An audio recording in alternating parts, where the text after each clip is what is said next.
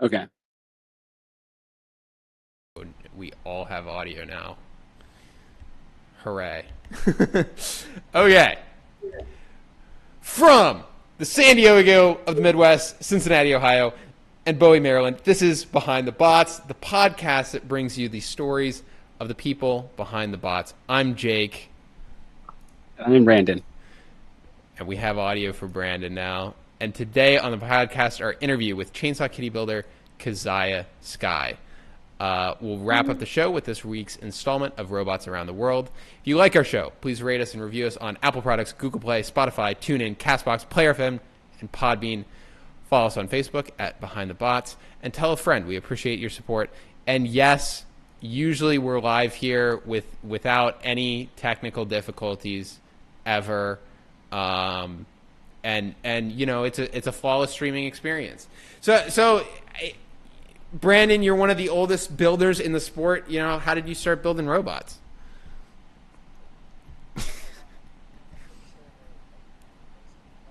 Yeah.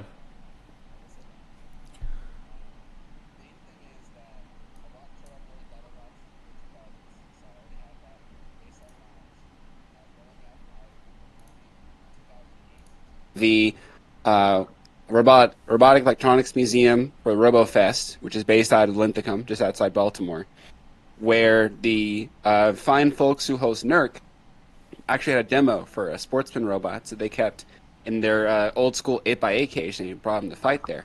I remember seeing them, and I thought, "Oh, this is it. This is my chance." I remember fighting their robots there, like demoing for a while, beating people up with them was great. And then after they gave me some information about their club, I was able to go compete at the Franklin Institute in 2010 in Philadelphia, way back when. I remember the very first robot I made was a wedge bot called Wedge of Destruction, which was made out of a classic BattleBots Biohazard toy as a 3-pound robot, which I got off of, or I got the idea and inspiration off of via the Team Run Amok team. They post like a guide they made early 2000s about like a BattleBots toy too. Made that robot, fought that robot against the original Weta kits way back when Peter Smith was first making them from Kitbots. Got immediately destroyed. But ever since then, I was like, okay, it's time to do more of this.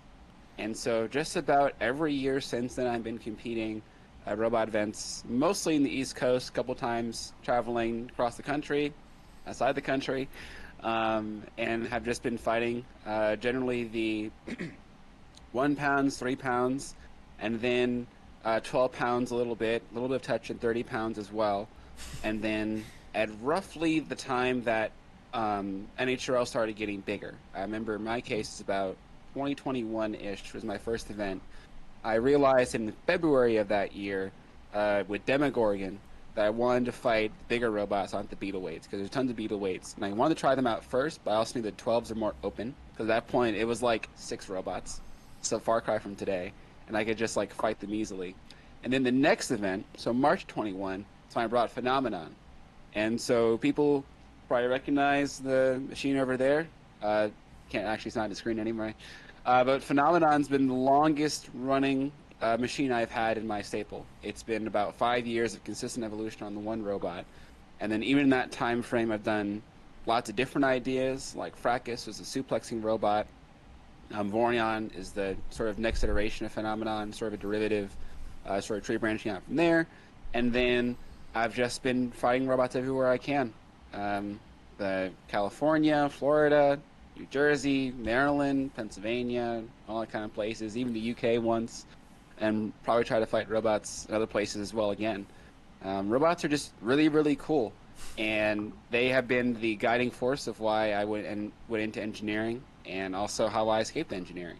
So robots are nice, and I'm gonna keep fighting them as long as I can until we reach like Brandon Bennett old. So the Vorion has kind of, I think we're both kind of lucky individuals in that we have that robot that is like completely tied to ourselves, and Vorion is that robot for you, and Phenomenon and Vorion is that for you. How did that archetype, you know, how did you come to that, and like how did you end up there? So fundamentally, the thing I want out of my robots is I want to be able to control the match in the way I want it to. Hmm. The way I view my robots is instead of like a excuse me, I need water. Instead of thinking them as like some sort of other entity, I like to think of them as like a limb. Okay. So like if I'm using my arm here and I'm like maneuvering my hand around to like do stuff, my arm can't do anything besides my brain tells it to do a thing. And that's how I know that I'm able to accomplish something. So I like to think of my robots in the exact same way. But in order to do that, I realized I had to have a robot that was able to, one, corral, because I need to be able to control my opponent. I've learned, even before NHRL, through the great and powerful Big Ripto, some of the old heads might know, from the Motorama days at NERC. Kyle Singer made that robot. Very, very dominant machine. I loved how it was wide enough where it could sort of control most machines. But next to that, I wanted to do an evolution of it because I knew that Ripto, powerful as it is, was still beholden to how well its narrow disc could hit something. And namely, the way it can hit that disc is only going up the wedge into the bar. And so I thought, okay, well, if I can take the wide controlling body of a two-wheel drive vertical spinner with its very simple layout, direct drive wheels, pretty simple pulley system and weapon, then I can allow other machines to get into the body of it. But then I realized, wait a minute, my robot still has a problem where it can, one, face planted, which sucks. Vorion did that in its very first event in June 2023 against Yahoo. Never forget it. Traumatized me ever since. And its hoops, as cool as they were, actually became an issue as a result of it. And so since those events onwards, I was trying to evolve the robot to a point where I could self-right pretty easily, maintain the ability to keep attacking you. But even more than that, I realized that fundamentally, I still loved my little biohazard toy from over a decade ago at that point. I love the little lifters, love lifting robots. And so I thought, oh, if I have all this weight, because Vorion's only like 22 pounds, or 20 up to 25 pounds, if I take everything off of it, super duper lightweight, great to base it off of. I can add a lifter to it and add a lifting system. So now I have a lifter, which I get that control bot love out of it, and a spinner. And when you think about it, a spinner is just a very good flipper that just engages things very, very rapidly. So if I can just like kick them up, and then I can use the lifter to reposition myself how I want to hit them, I now have another level of control in how I want to address my opponent. So now I don't have to think, well, I'm bound by their geometry to my geometry, and like, well, they get stuck in the wall, the blades are so high off the ground, X, Y, and Z. Now it's like, well, I don't like where you're sitting on the ground right now. I actually want to hit your base plate. I'm just going to use like a skill crane, or like a lifter crane, I guess, lift you up and then gore the bottom out with a spinner. And that sort of iteration and simplicity really came out of the inspiration of Big Ripto in the first place, but at the same time wanting to evolve it in a more controlling sense. Because there's so many different times where I've gotten into a fight and I've been annoyed by the idea of just like back off and run away. Yep. I want to be able to like run into them and then do whatever I want to make sure I can break them as accordingly. And especially if the spinner gets damaged in some way, lifter's a good backup too. And so that methodology of being a control bot fundamentally, but then having the ability to create damage with the spinner has been the really sort of the defining archetype that I like to take out of my robots ever since. And all of the ones all the robots I've made out of it, still generally speaking, have that same DNA built into them in one way or another. That's cool. So you're talking about constantly evolving your robots, and yeah, even though Vorion has kind of maintained the archetype, it is a robot that comes back different every time. Every event something is new on it. How do you and this is kind of a question that I had for the NHRL staff is how do you prioritize your changes, and kind of what motivates you when you're picking your priorities? Ah, yes, that's a good one. So when I'm thinking about what I want to change on Vorion, I like to think about what variable has more than one effect in what it's trying to do. That's cool. So, like for example, Vorion used to have just like a little arm that went on top of it to sort of poke itself back, but then changed it to a lifter, because now instead of having a lifter, instead of just like a little pokey arm, now it changes the two ways of how it interacts with somebody. Now it's a defensive lifting mechanism in that it can self-right, self-accordingly. But now it's offensive. Now it's a lifter. So now it's two different things affected by the one change. And I like to think of that same iteration style with everything else in the robot. Most recently, let's see, Phenomenon, since it's the same base idea. Most recently, Phenomenon moved that lifting system into the body in addition to its hub motor stuff. The hub motor is supposed to be a closer one-to-one, generally speaking, because the hub motor, though it's still a spinner, now frees up more weight and space through other stuff like the lifter or batteries or whatever I need to do inside the robot. And so now it's affected more than one output at the same time. But it's never fundamentally changing how I want to construct the robot. And construct's the big thing. Because I may interact with you differently with a lifter versus just a poker and like a wedge. But the construction of the robot remains consistently the same. So now it's like a manufacturing line trying to make it. Every time I try to think about how am I going to make this update to the robot, I never think about how I'm going to wire it or how I'm going to like manufacture it. That's all roughly the same. Mm-hmm. It is just the one or two parts that I get to super optimize. And as they get more optimized and they then affect other things, generally speaking, to magnify it.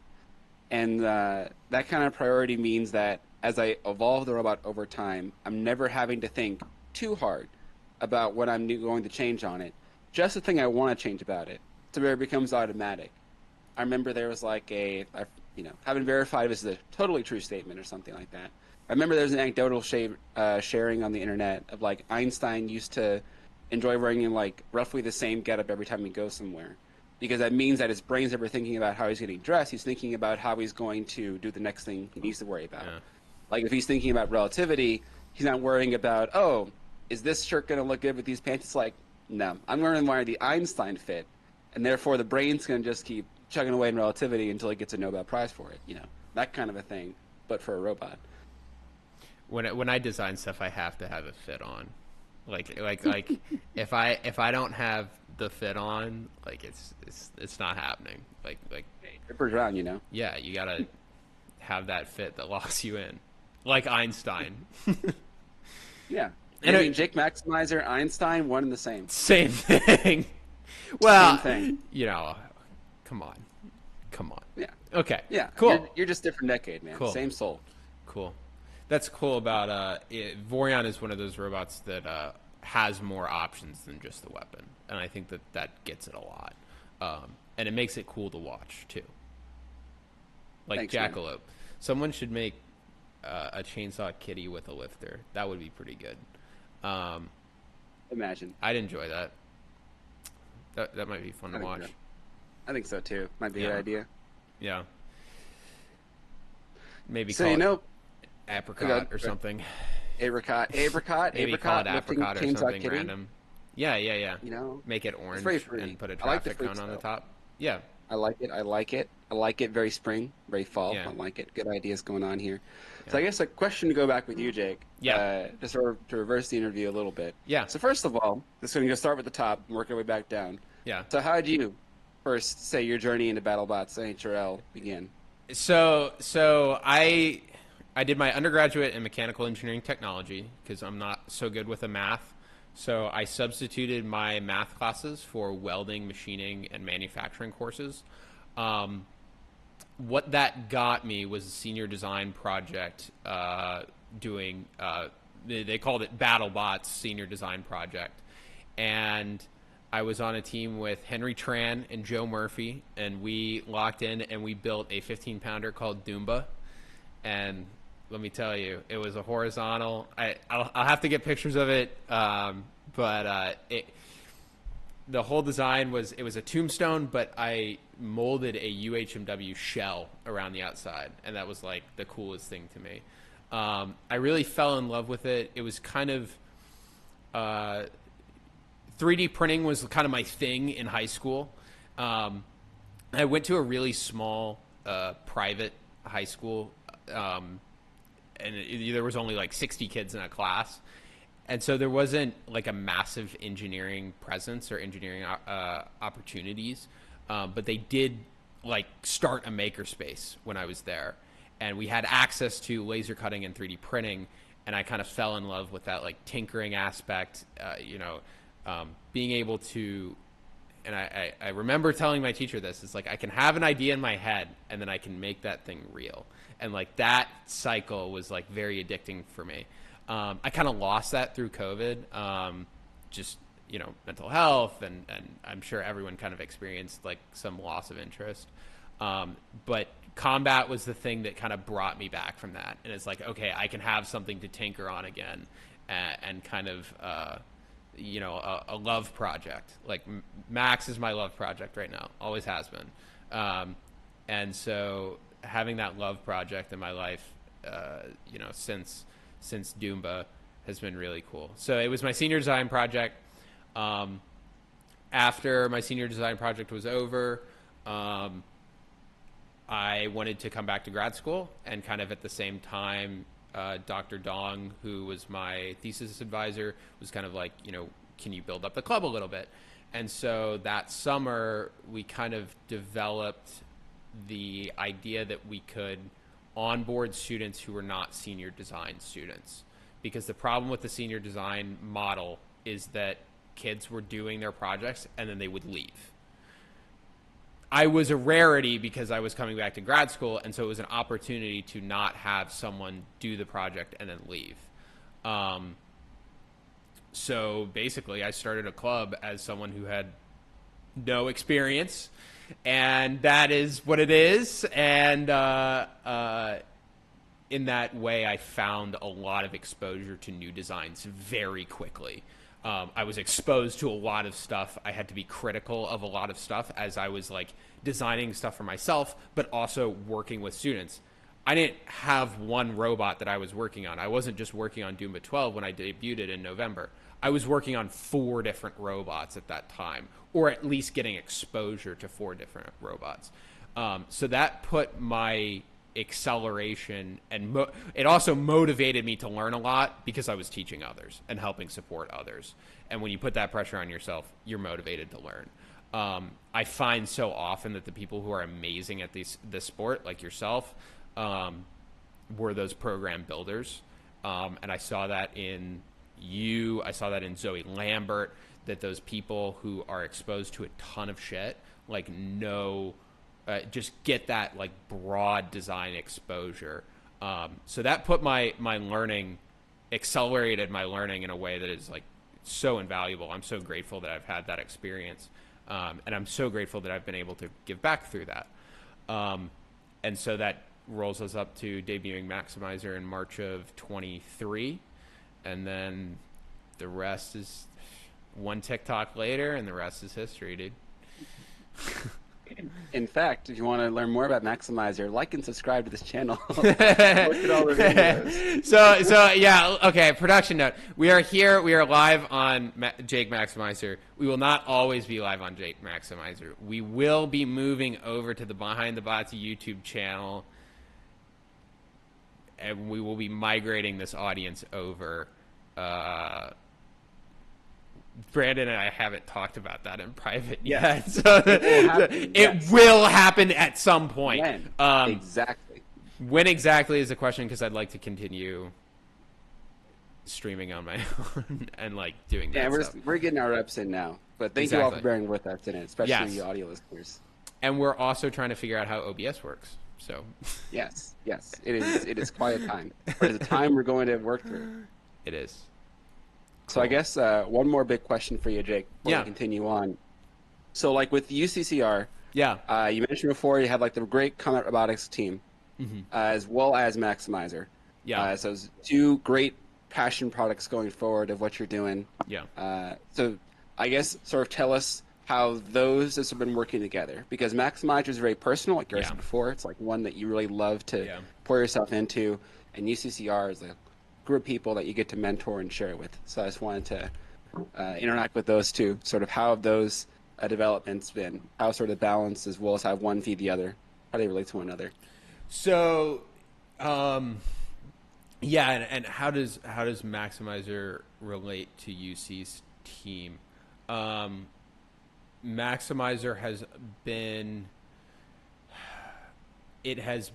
like my personal robot. When I first designed it, it was kind of, the thought was okay, it might stay and live with the club like Waddles did. That was kind of Maximizer was initially a test bed for Doomba 3. Okay. And I intended on bringing back a Doomba 3. It got designed, and Maximizer was going to be the test bed for that. What happened is I built the robot, and then I ran out of money. So Maximizer became the Doomba 3, and it's designed a lot like Doomba in the way that it's assembled. Really, how it relates to UC's team is that it was my learning platform. The same way that the senior design robots were their learning platform, I would try out V belts. Now UC's all on V belts. I would try to go build a hub, and if I liked it, then UC would go to it. So it was kind of the tip of the spear as far as development in like a positive direction. I got a ZTL order. UC got a ZTL order. So that it was a way to put risk on myself instead of on the seniors and the underclassmen who might not want to try out experimental stuff. So that's kind of its relationship. And it was funded through the club. I want to be clear, like oh yeah, like UC paid for. I paid for a decent amount, but UC paid for a ton of stuff.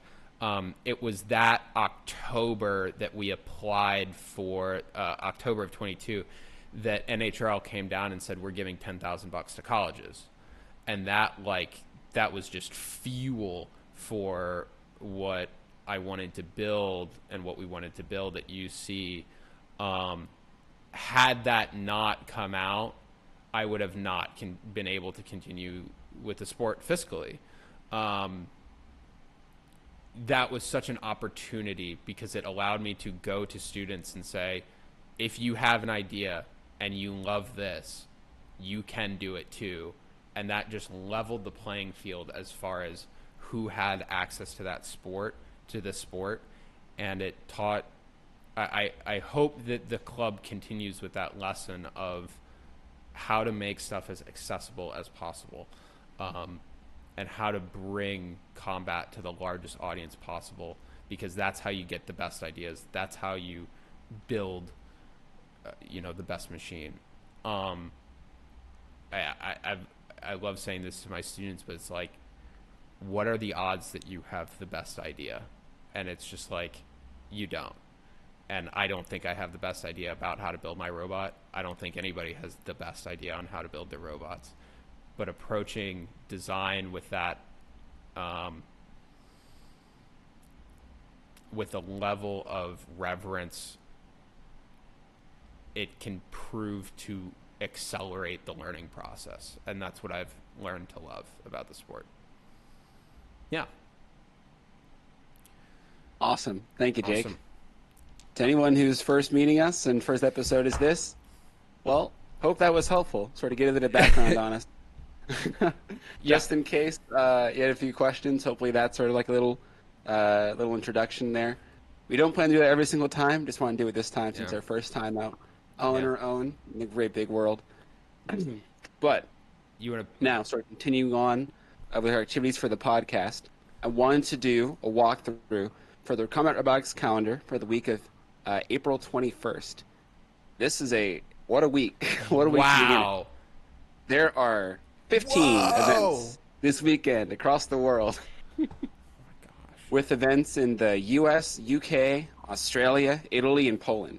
So I'm going to try to walk through these. Bear with me, but I promise you, they're excellent. So first is the 6th MERCA event of the year, the Michigan Mashup, being held in Bloomingdale, Michigan, with 88 robots across the ferryweight, antweight, and beetleweight classes. Heading over to Bartlett, Tennessee, there's Grind City Robot Combat, where they are hosting Memphis and Mayhem with 16 robots across the antweight and plastic antweight classes, 1 pound as well. Next is the Golden Tech Tussle in Golden, Colorado, with 27 robots across the beetleweight and plastic ant classes.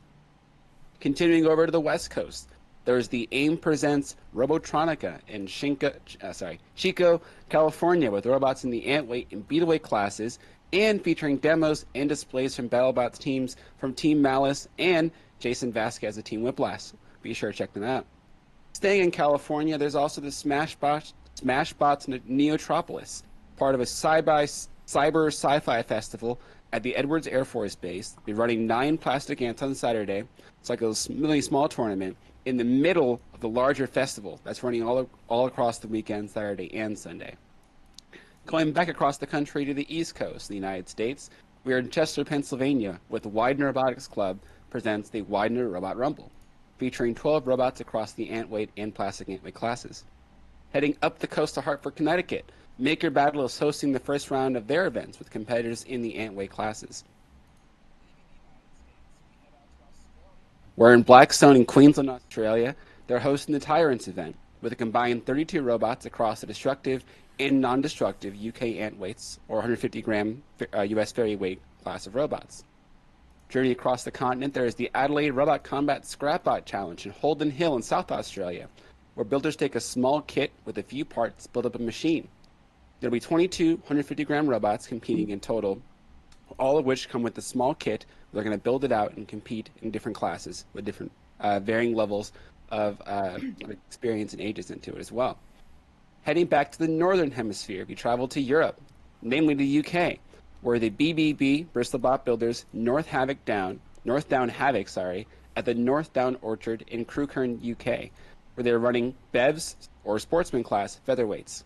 In Liverpool, UK, the Eberly Pub will be hosting the Premier League second round, featuring 150-gram UK Antweights. At the Forum at the University of Exeter in the UK, they'll be hosting the InfoSec BattleBots, where the team is creating additional STEM elements, such as the arena containing weapons accessible via an API after completing a few cybersecurity challenges, as well as cameras in the arena designed to track and train the robots, training an AI element and be used to train and control other robots in the future. We continue in the UK to the Dome in Doncaster, UK, where Extreme Robots Live will be running a heavyweight live show over the weekend as a kickoff to the 2025 touring season. Make sure to check out their YouTube channel as they produce more videos throughout the year. Leaving the UK, we head to mainland Europe, where in Italy, they're hosting the Mini Robo War that's running in Sabermonte with 150-gram robots. And finally, we arrive in Wybrysz. This is going to be fun. Wybrysz Stanisław in Wrocław, Poland. I hope that was right. Nailed that. Right. That's exactly what it is. Poland. I've been there. Let us know, Poland. I've been there. Like and subscribe. Where the university there is hosting the 16th Robotic Arena event, where they're running 1 pound U.S. Antweights, yippee, as part of a larger tournament, including over 16 different classes similar to the Robo games, including lion following and mini sumo. Find all these events and more at robotcombatevents.com, buildersdb.com, and the bristolbotbuilders.com. We're going to take a quick break, but after that, we're going to interview the famous Golden Dumpster winner, Kaziah Sky. Awesome. That's fun.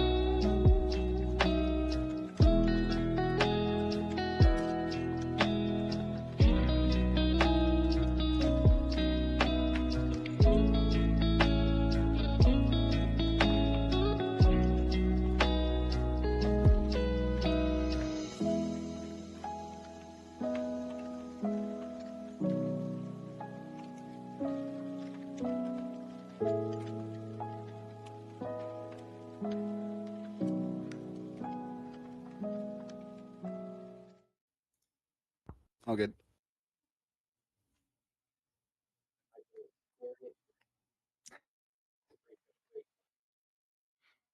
Oh, I'm muted.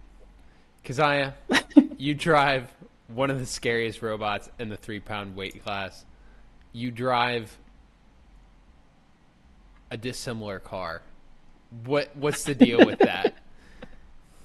I love my car. I don't know. I always loved minis when I was a kid. Like, people have their dream car. It's like a Lamborghini or a Ferrari or something. For me, it was a Mini Cooper. I always wanted one. This is actually my second one, and I absolutely love it. And it's got a name, and I think the name is it needs to be publicized. Francesca, or Fran for short. It has a full name. Yeah, Fran is short. Fran is short for Francesca. Yeah. No kidding. Cool. So the Mini Cooper, is that, how do you think that plays in when you drive Kitty? How do you think that driving Fran, is it like driving Fran, or is it, how does that work? Um, Not too much. I mean, they both run on batteries, so we got that going for us at least. Hmm. Crazy torque, we got that going. So Crazy there's torque. some similarities in there. Yeah, EV torque is wild if you've never tried it. Huge. And I guess that makes, I guess Kitty's an EV, you know. Yeah, I don't know if I could really ride Kitty that well. I'd be Hmm. worried about breaking her, but Have she you is an EV technically. have you tried? I haven't, but Yeah. also I don't want to break these gearboxes. So okay, so you recently did okay at the last Norwalk. Yeah, another disappointment. Oh no. Oh no. Let me see if I can remember right. I 2024 was objectively like a hard season for Kitty. I think anyone from the Hmm. outside kind of looking in uh, could kind of see that a little bit.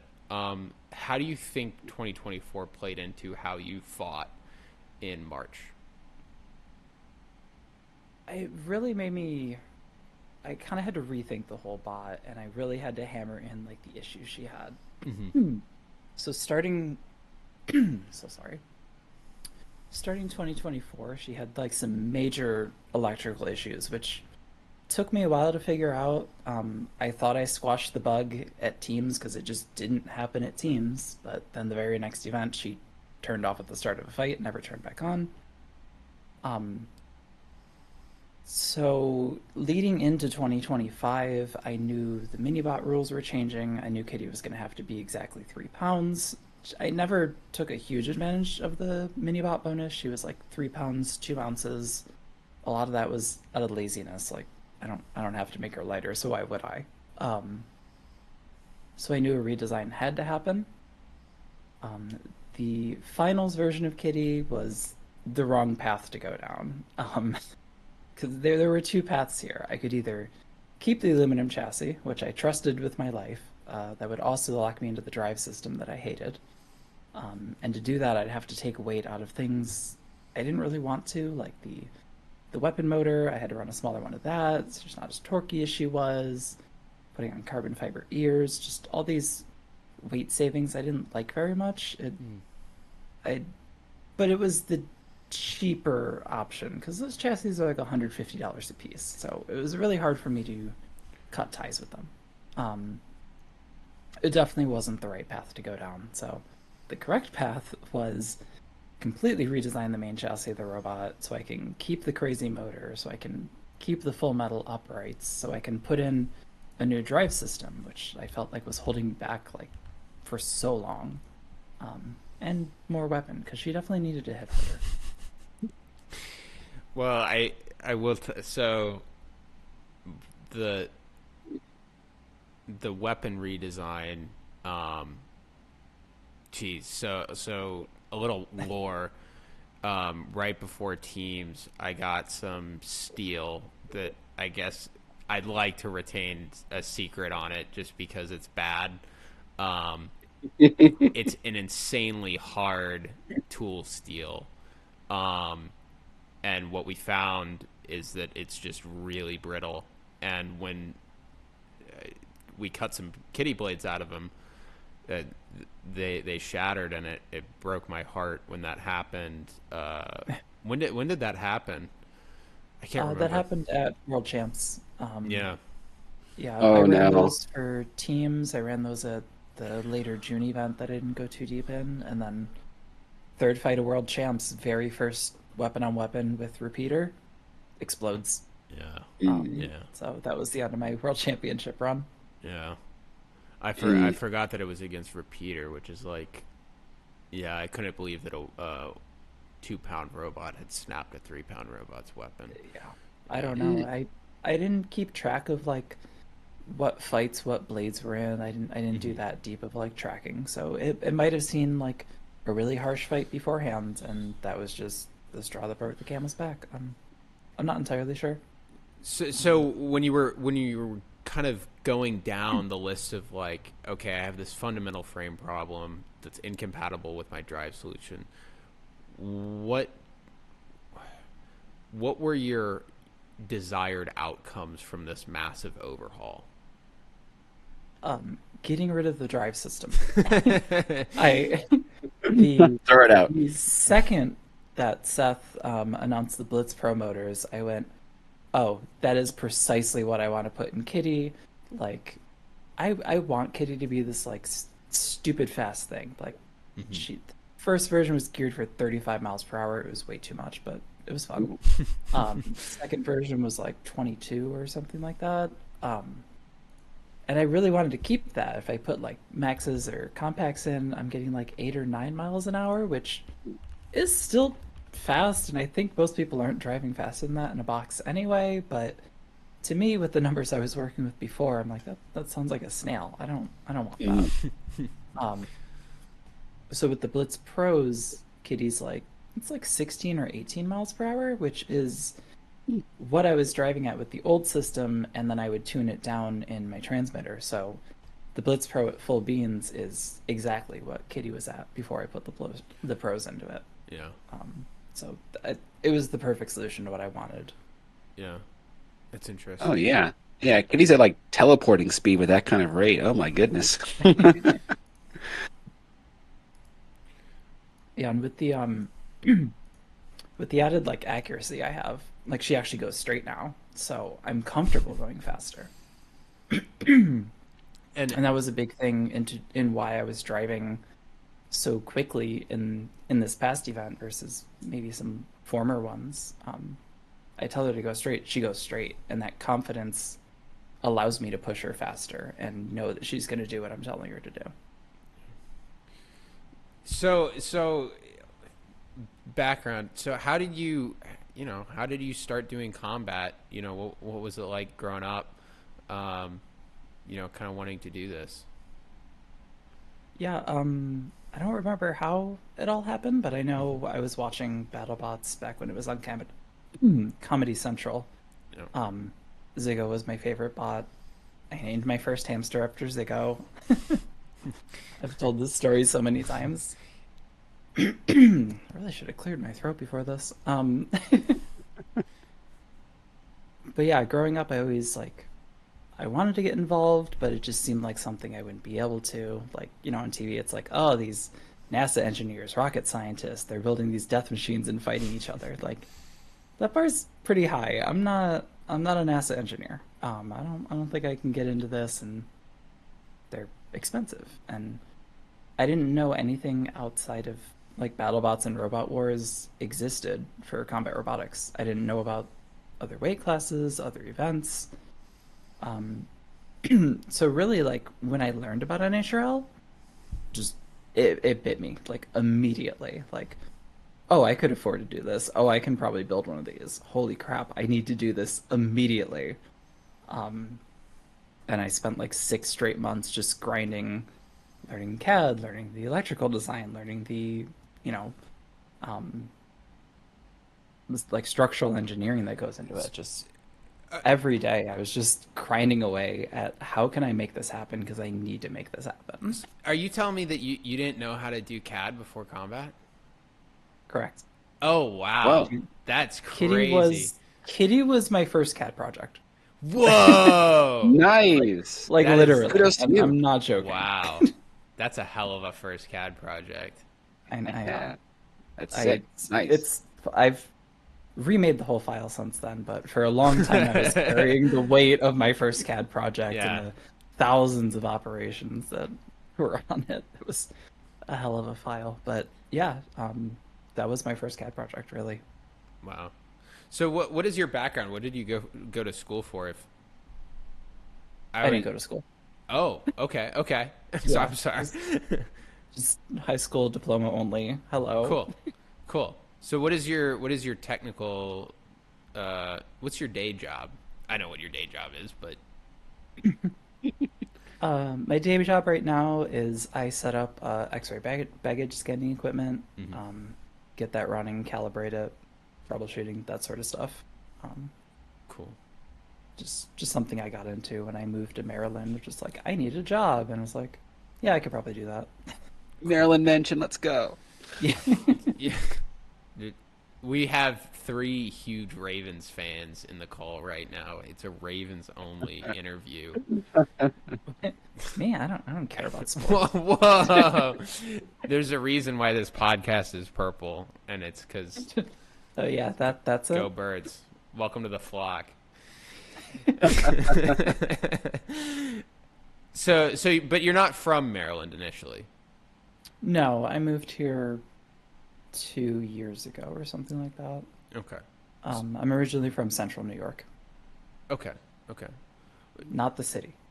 I need to be very clear about it not Not the being the city. Not city. Central Not Park. the city. So I say New York, and everybody's like, "Oh, how's the big city?" I was like, Mm. "I didn't say New York City. I said New York."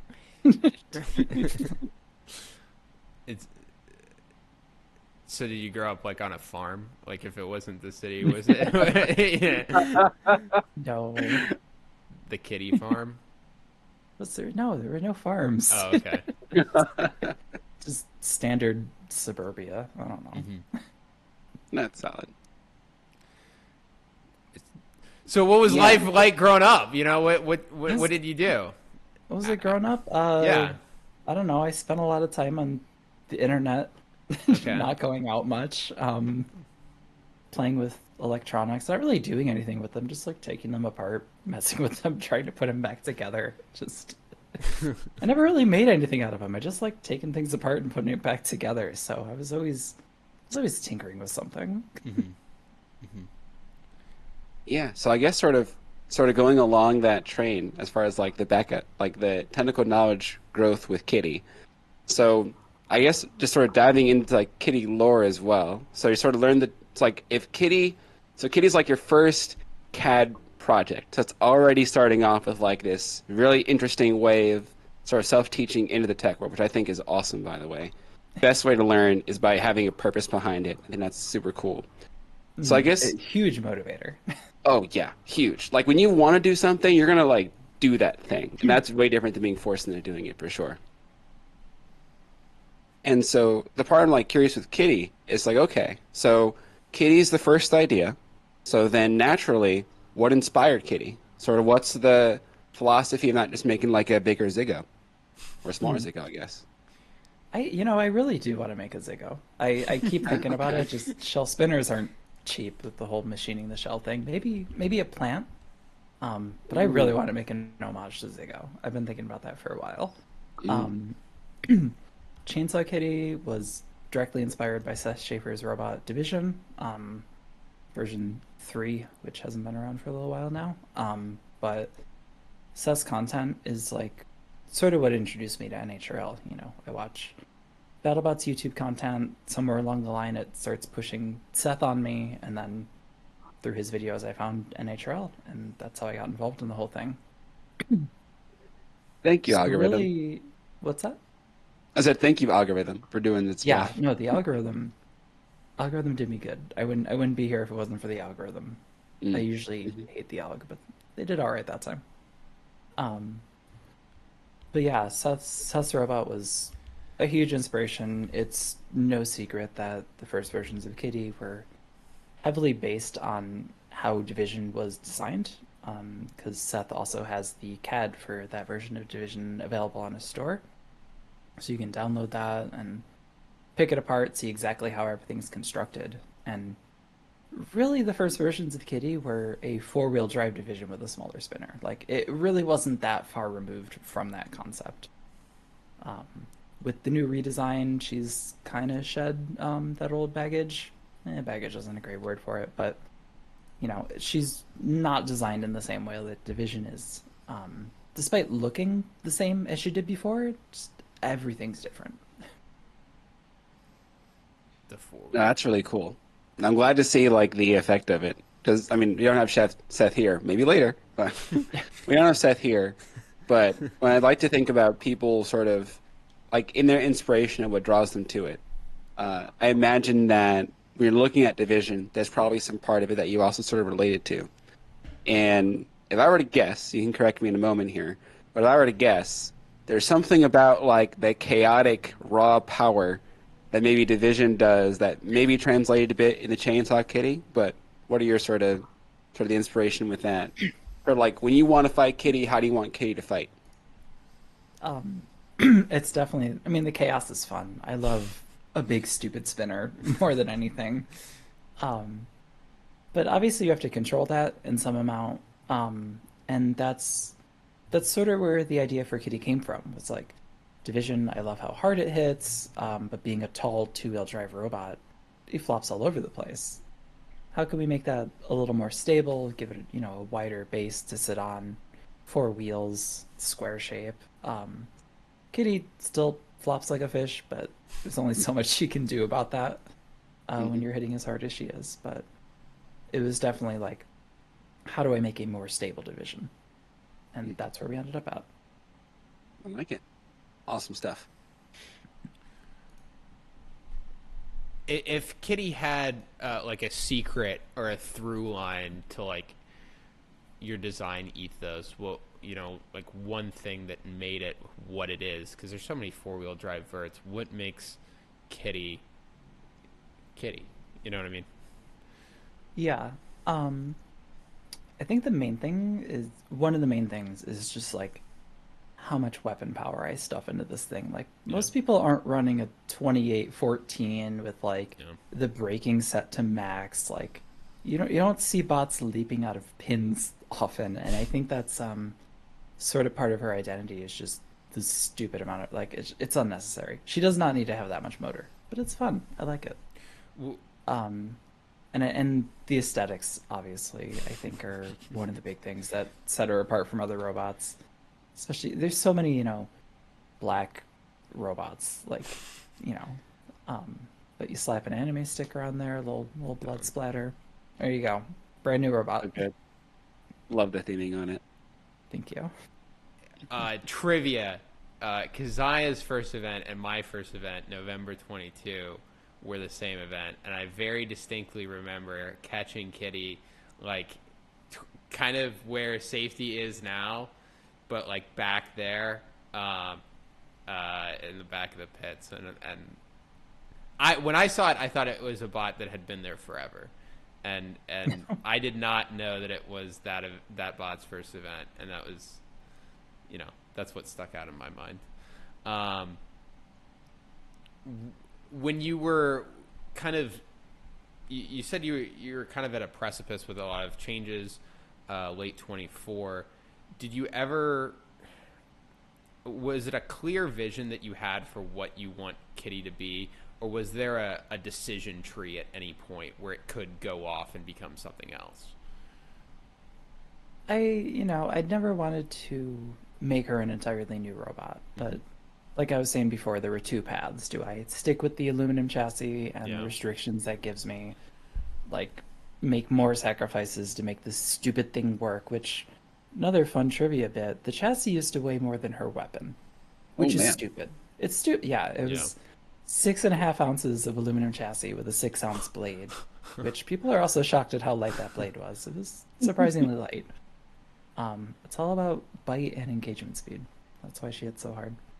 Um, so yeah, there was that crossroads of, do I do dumb things to keep the aluminum chassis alive, or do I leap off this cliff of redesigning the entire way the bot is structured?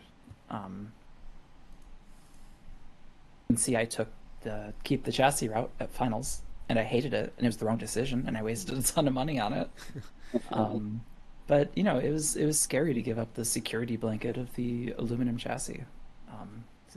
Just a rock solid brick, like everything bolted to that. Like that that thing took so many shots that I think would have killed other robots very easily. Uh, Question from Ryan. You ended up judging fights at Motorama. I did. Will you be judging more fights again in the future? What was that like? I didn't go there to judge. I went there just to hang out. I didn't have like any robots ready, so I didn't try to enter anything for Motorama. I was just gonna hang out. Um, but they just needed somebody to fill in, and I got asked. I'm like, yeah, sure, let's do it. I actually had a lot of fun with it. I really enjoyed it. Um, it probably helped that they were using Spark has like two different judging criteria. There's like a more like three criteria setting, like sort of how NHL does it, but then there's like a simplified two metric setting. We were using the two metric, which made things a little bit simpler, so that was nice. But I had a lot of fun with it. I could definitely see myself doing it again at a non NHL event because I'm gonna want to fight at NHL. Yeah, I know the feel. Yeah, but like if I go to G Scroll or something and just mints competing, like I might try to volunteer. Mm. Cool. Um. Okay. If you had, sorry, I'm pulling from our questions now, from our listener questions. And if you have a question, we are reading chat, and we will respond to your question in chat as long as it's appropriate. Um, uh, Alex Mint is your partner. I'm curious, are Usagi and CSK roommates, cousins, or very good friends? I'm curious. They are lesbians. Wow. Amazing. This is how it should be. I ship us and I ship our robots. And the robots together. Incredible. Ballistic. Mm-hmm. And real question, who is your favorite non-SAGC bot in the 3, 12s, and 30 divisions, and why?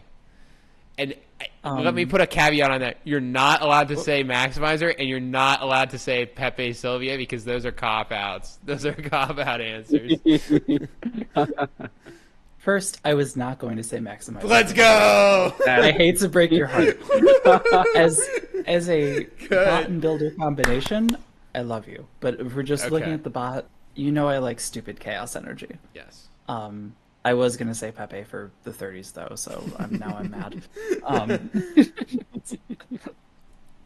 3 pounders, I gotta give it to Division. It inspired me to make a whole robot, so that's an obvious one. Just anything with a huge spinner on it like that, like Synthesis is another good choice for that.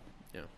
12s, you don't see them super often, but every time Weather Report comes on screen, seeing it, like, oh, you not like that pick? that thing is It's a beefy bot. horrifying. Terrifying machine. Yeah. Are you regretting banning me from saying Maximizer now? No, I'm not. That's a fine pick. That's a really good pick. I like Weather Report. Yeah, I think it's super cool. that thing's terrifying. Ugh. And then 30s, I was gonna say Pepe, but I'm gonna have to go with my second pick, which would be Depth Charge. I'm noticing a pattern here. Yeah, big dumb energy is my thing. I love it. If it can turn up in a wormhole in the universe, it's probably a good pick. I'm terrified of Weather Report, and now I'm terrified of Galaxy. That thing, Two of them. Yeah. that thing's spinner is ginormous. Yeah, I think So, you have good reason to be so scared of that. Alex Pick had a question, but Okay. you've answered it. Do you have any interest in building a less chaotic robot? Not really, like, at least not for something I'm gonna run solo. The sort of funny thing is there are two SAGC multibots like in various states of completion. One of them just need to make wheels and print bodies for it, and it could fight next event. Um, but both of these ideas, I'm driving a control bot, which is really weird and doesn't feel like me. But in a multibot setting, I think it'd be interesting. But I don't think I would ever solo a control bot. I like big dumb energy. So you're teasing the existence of this robot to a large Mhm. audience. Is this something that people can look forward to? I've been teasing this robot for a while. We'll see if slash when it happens. It's like the funny thing is it's done. It's been done. We have all the parts for it. Like I literally just have to 3D print some stuff and make some wheels, and it could fight tomorrow. Like I'm trying to just it think. just needs to somebody just needs to say go. The other Okay. one, I don't know if it's gonna end up happening. I don't know if it's in the budget with everything going on economically right now. But Mm, understandable. but we already have all the parts for the other one, so I don't have to worry about that. Would you like to tease a 3 pound. for both? Who? Not me. Love to see it. Yeah, I want to make a 12 pounder so bad. I've Yeah. been talking about a 12 pound kitty for a while. Don't know how likely that is, but I think I could. I think a 12 pound Yan would be cheaper, and if she's legal next year, I might do. If she's legal, if she works when she shows up again later this year, I feel like she's gonna make a good case for her own ban. No, that's a good point. Let's see. So, going up to the famous Gwen the Refbot, builder of Jackalope, an all-around awesome human being. Let me just read this bar for bar so we can make sure we get the full experience going on here. Hi, Kaziah. So great to see a bot that took such inspiration from Jackalope go all the way in prime time. Jokes aside, you're one of my favorite people to watch in the sport over the years, and your dumpster was the first time in a while that I've been really popped off that hard for someone else's win. So, question number one. With Kitty taking virtually no damage through April, what upgrades, untested configs, or other refinements do you even see putting in the cat before finals? Honestly, there's very, very little I think needs to change. Everything I did worked, so no complaints there. The very minor tweaks I want to do, I want to tighten up the drive belt tension just a hair. I felt it was a little too loose. The wedge mounting didn't really work. I kind of had a feeling it wasn't going to work that well. Um, Glenn only kind of got like one like corner hit that tried to rip off my wedge, and it nearly took it off. But I know what I want to do differently. It's pretty much what we do on Usagi. I've already designed it, so I should have done it in the first place. But I wanted to see if this would work. I now know it doesn't. Still a better failure state than the old ones though, which would pop off with a breeze in the wrong direction. Mm. Um, Mm-hmm. and what else? And then the final thing that I need to change isn't so much with the robot, but I need to play with my transmitter settings a little bit. The main driving problem I was having this last event was my self rights were really inconsistent. Um, so I have like a slow acceleration on the throttle, and usually it would work for self righting, but I have a button to override it, turn it off, so I can just full send with torque. But the new version of Kitty, the weight balance is a little different. It's definitely more forward. She's a hair longer, so it takes more force to get her to flop back over. And it just wasn't working, and I kept just muscle memory doing it and screwing up the self rights. So I'm gonna spend a little bit of time on the transmitter programming, get that all squared away. But honestly, I don't know. She was just great this past event. I really have almost no complaints. You know, that's still pretty good. I mean, you can trust Kitty that much, and Kitty proved it. Mhm. I understand the argument totally, 100%. Yeah, I'm super happy. And untested configs, not, I don't really have anything special lined up. Um, I have like this belt guard config that I still haven't ran in any configuration except like for overheads to like protect like a saw hit from hitting my belt straight on. Um, when I pulled Prince, I really kind of wanted that belt guard, but more forward, and I didn't have one of those on hands, and the one with the for the overheads wasn't going to work because it holds it like really upright, so they would just like catch the bottom of it. So um, I definitely want to make a mount where that's held a little more forward for bots that can outreach me and snipe my belt, which is how I originally designed that piece of armor all the way back at Teams because there was a tiny huge in the 3 pound weight class, so I made a belt guard just for that and then never fought it. So it's just been sitting in the toolbox until this past event. Yeah, that I know the feeling. You have like, I have an idea. It's just a case idea, but when the robot brain gets going, you see you might be fighting against, and all the thoughts and all the fears come back. You're like, I'm gonna just try everything, just in case. You never know. Yeah, I mean, it was like, I don't know, not that much in titanium. Spend a few minutes bending it. Like, if I fight that huge, I'm gonna really want this. Otherwise, they're just gonna wreck me. So I'll spend a few dollars and not give them the free win. Exactly. You love to see it. Hmm. And so, sort of bouncing off of that, Gwen's second question ties into like when you're modifying it. So, between Kitty, Nyan, and pitching it on Usagi, y'all have a lot of different bots that undergo significant redesigns while maintaining their visual and functional identity. What's your process for identifying areas of improvement, and how do you leverage them without compromising on the style or performance elsewhere? In terms of like keeping the style, you just got to keep in mind like what makes these bots look like these bots. Like for instance, Mm. Kitty. Um, Again, the whole thing got redesigned, but I wanted it to still look like Kitty. Like, okay, what makes Kitty look like Kitty? We've got the ears on the uprights. We've got the blood spatter on the blade. The anime artwork. Those are easy. And the text on the back, like just these sort of design cues that are unique to Kitty. Like, if we have to keep all those in, she'll still look like Kitty afterwards, despite these massive changes. For Usagi, it's these bright colors, a lot of rounded shapes. Um, I do a lot of hard edges on Kitty, but Usagi was like almost all fillets. Like she's very round, bit of a sports car looking thing going on it. So Mega it's really just I keeping love those sort of things in mind.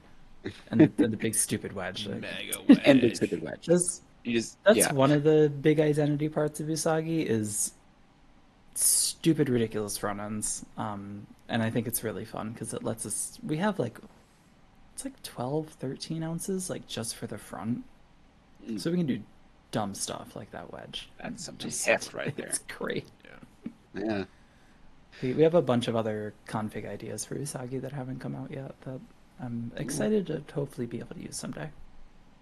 That should be exciting. And so I'm going to pull one question from the chat, which kind of touches on the design aspects as well, from the level 99 Charmander, which asks, what do you think was your biggest optimization or change to Kitty that you're most proud of? So I know you mentioned like the drive stuff earlier, and so you can either Mhm. like talk more about that, or other stuff as well that comes to mind. The drive system's so huge. Like, Mm. I cannot overstate how good the drive change was. Yeah. The old system, like, it would never go straight. Like, I had the mounts designed in a way where I could increase like the tension like between the two gears because too little and it's gonna skip teeth, too much and it just like grinds really bad. So I had tension adjustments built into the mounts, and then I'd always have to balance them. And then oh, the chassis bends because it always bends. It's 6061 aluminum, and everything's thrown off. And now she drives like this when I tell her to go straight, and I hated that drive system. I hated that drive system for so long.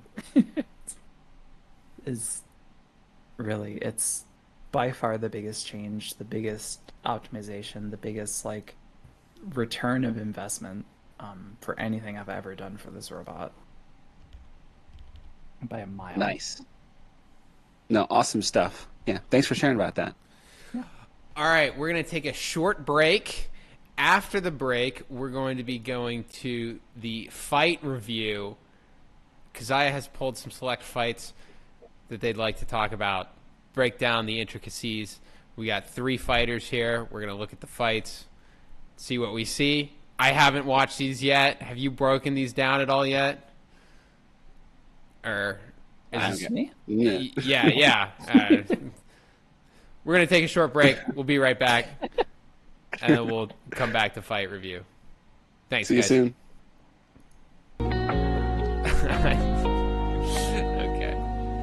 All right. Let me pee real quick.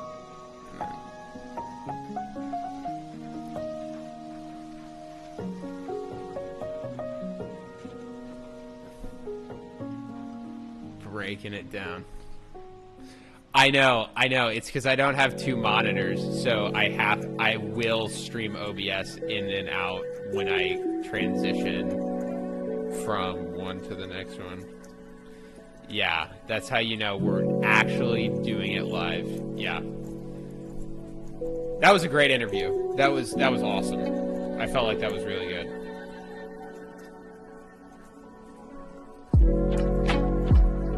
They're not there. Oh.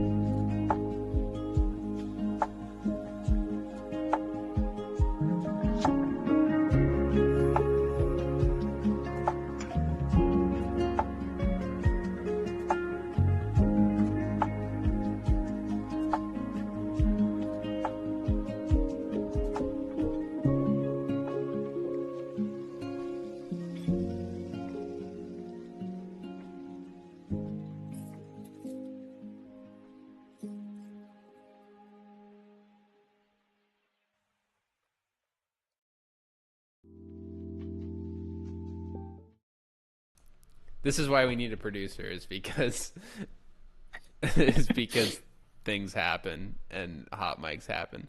Welcome back. We're going to do a little fight review. So something we do as combat people is we sit down and we watch the hell out of our fights. I know. Brandon, are you obsessive about watching your fights? Whenever I close my eyes, I remember Megatron setting me on fire. So I think we're in good company here. It's damn near a narcissistic level of fight watching for me. So we're Yeah, I am obsessive with that. I Hmm. every camera angle like 20 times a day, like what every point Exactly. of data I can get out of this, like every mistake I might have made, just how can I do better next time? cool. So we're gonna be watching this fight. So talk us through your day a little bit. This is your fight with Sunday Scaries. It's your third to your last fight. How is Kitty feeling at this point? I had a couple openers. The very first one was against Flamen. It was a brand new flamethrower bot. It was the guy's first ever robot. Um, to his credit, it worked. He got it in the box, did everything it was supposed to. But it was a little one-sided first time competitor versus Chainsaw Kitty. Yeah. Um, but the bot works. He won his second fight, which is awesome. So I didn't totally take him out, which is great. Uh, Um, you're kind of having your ass kicked here. yeah, I am kind of having my ass I'm kicked. sorry. This is my first time. I didn't Oh remember. yeah, you haven't So, seen this fight. Kitty's been punched real hard. wow. I'm This kind is of kind getting of bad. slapped. No, it's actually horrible.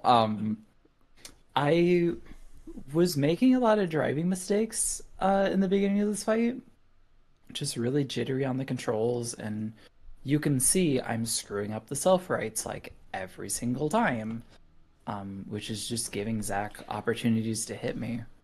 So, Um, yeah, I really get smacked around the first like 30, 40 seconds of this fight. Um, any one of these exchanges, Zach could have just ended my entire day if he got the right shot and hit my motor. so, when you're saying you're making driving errors, what do you mean by that specifically? Just like I don't know, you'll see me like gyro up onto the wall, you'll see me like I try to self right and I just like totally fudge it and she doesn't flip over, or Yeah. like for some reason I just randomly cut weapon throttle Oh, here. in one part and just like I'm upset. Yeah, there's the wall. Just stupid. Yeah, if you gyro turn like a little too close to the wall, you're just gonna end up wall riding, and it's super annoying. And the bot handles super weird when it does that. Yeah. And Interesting. I think immediately after this is where I do like a really stupid self right. Like I'm turned away from him, and then I do And that. then, yeah, It's just like I don't know. It this fight it's really just woke not me up. working out. It's just not working. Yeah. But I start to get a handle on it. I start to get a groove, and You won you the can weapon see on like weapon right match. here immediately. I got one weapon on weapon, and then I want to say that one of the things that makes Kitty really scary is when I get one hit, I get five hits. Like Yeah. I hit you once, I'm going to keep hitting you, and just watch this whole exchange. Like it's like the Yeah. perfect example of like Oops. once I get a foot in the door, I am going entirely through that door. Yeah, for the audio listeners, right now we're reviewing the Chainsaw Kitty Sunday Scaries fight from April, and quite frankly, it's just incredible seeing the turnaround. Because before, Kitty sort of mentioned before was having a lot of issues, sort of trying to stay stable. But as Kaziah just mentioned, as soon as Kitty gets a really good foot in the door, it just Jeez. begins juggling Sunday Scaries. And now, actually, we're sort of focusing in on like pretty much just a Wow. whole curb stomp the other direction right now. It's good stuff. The self right on Kitty is like one of the recognizable driving traits. What are you actually doing when you do that? It is manipulation of the weapon throttle. So it's just the torque reaction of the Yeah. blades. With sometimes a little bit of backing up because the drive will help flip her over, but it's mostly in the weapon. Um, when Excuse me. you So do you have that on a hotkey on your transmitter, or are you actually Nope. jiggling your Um, weapon throttle? Actually, I have my transmitter right here. So I use a wheel style transmitter, and there's a potentiometer right here that I made a little lever for, and I actuate that with my right hand with my thumb. So Wow, you'll that's see me pretty a lot good. I like how you flickering that. modify it to fit the usage there, because you can see I'm it in looking real at. time watching this fight. Mhm. Because a lot of times, to audio listeners as well, Yeah. Kitty's hopping around a ton, and Yeah. whenever Kitty's hopping Mhm. around, you can really tell the amount of torque in the system manipulating the robot, as well as the opponent as it like sort of hooks, tears into, almost like double kicks. It's like a bucking bronco kind of a Yeah. thing.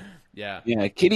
Kitty's not like or at least in a lot of Kitty shots, it's very much anti staying in one place for like a long time. It's consistent kinetic motion, and it's like very visceral energy whenever Kitty is doing things in the box. It's in stuff. It's really cool stuff. Yeah, I like to keep the pressure on, stay aggressive, don't let them reset. Like it's again with that like sort of juggling thing. Like if I can discombobulate you, like I'm just gonna keep taking advantage of that. You won that one exchange, and it was like there was nothing. The Sunday Scaries Yeah. were on the ground for like 5 seconds sum total. After that, just Yeah. you can't drive It if you're starts in the right air. here. I get out of that corner, and then Yeah. there's just this 5 hit combo in the corner. Like there's no time for him No to react to chance. like any of Yeah. this. Like and look, that's the wheel guard. Like that's Right. all it took to give me an advantage in this fight was one Because now that's exchange. pulling. Wow. Hmm.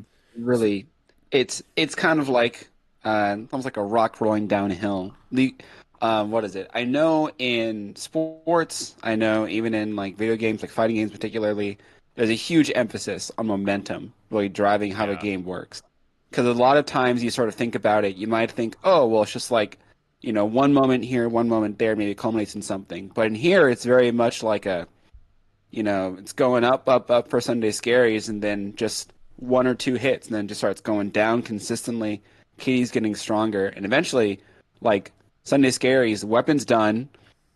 Wheel guard is very much chewed up, and Bot's just Mhm. stuck on its fate, stuck on the wall, just praying for death. I imagine, just like no more, please. Like it goes for an unstick and all that, but Kitty's just like doing the Kitty things. It's visceral stuff, Yeah, but you I kind of had like, turned on yeah, the weapon Kitty. a lot near the end. You'll notice throughout this fight, Jeez. my motor becomes more and more yellow. Oh, The I feel so bad. the tape around the motor came off and got jammed between the motor can and my top plate.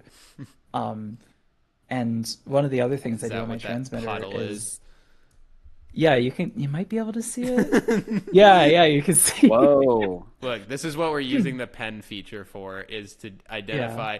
So I made these motors for Kaziah, and I did not want to put yellow motors on Kitty. And so I wrapped them in not tape, but a nice adhesive vinyl, thinking it would make them look better. But it almost cost Kitty this fight, which I do feel quite bad about. But This, it's um, okay. As you can see, it went the right way. yeah, it was Yeah. fine. But yeah, so on my transmitter I also have a telemetry script that just in big text will say like what my battery voltage is, and throughout the fight I'll have my +1 being like I just kept saying to Alex like voltage and time, voltage and time, voltage and time, and Mm. I'm just like, wow, I really feel like I'm draining battery a lot faster than I should.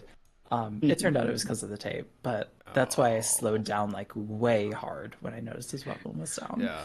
Well, Jake, please. you split First the the steel, belt. then the tape.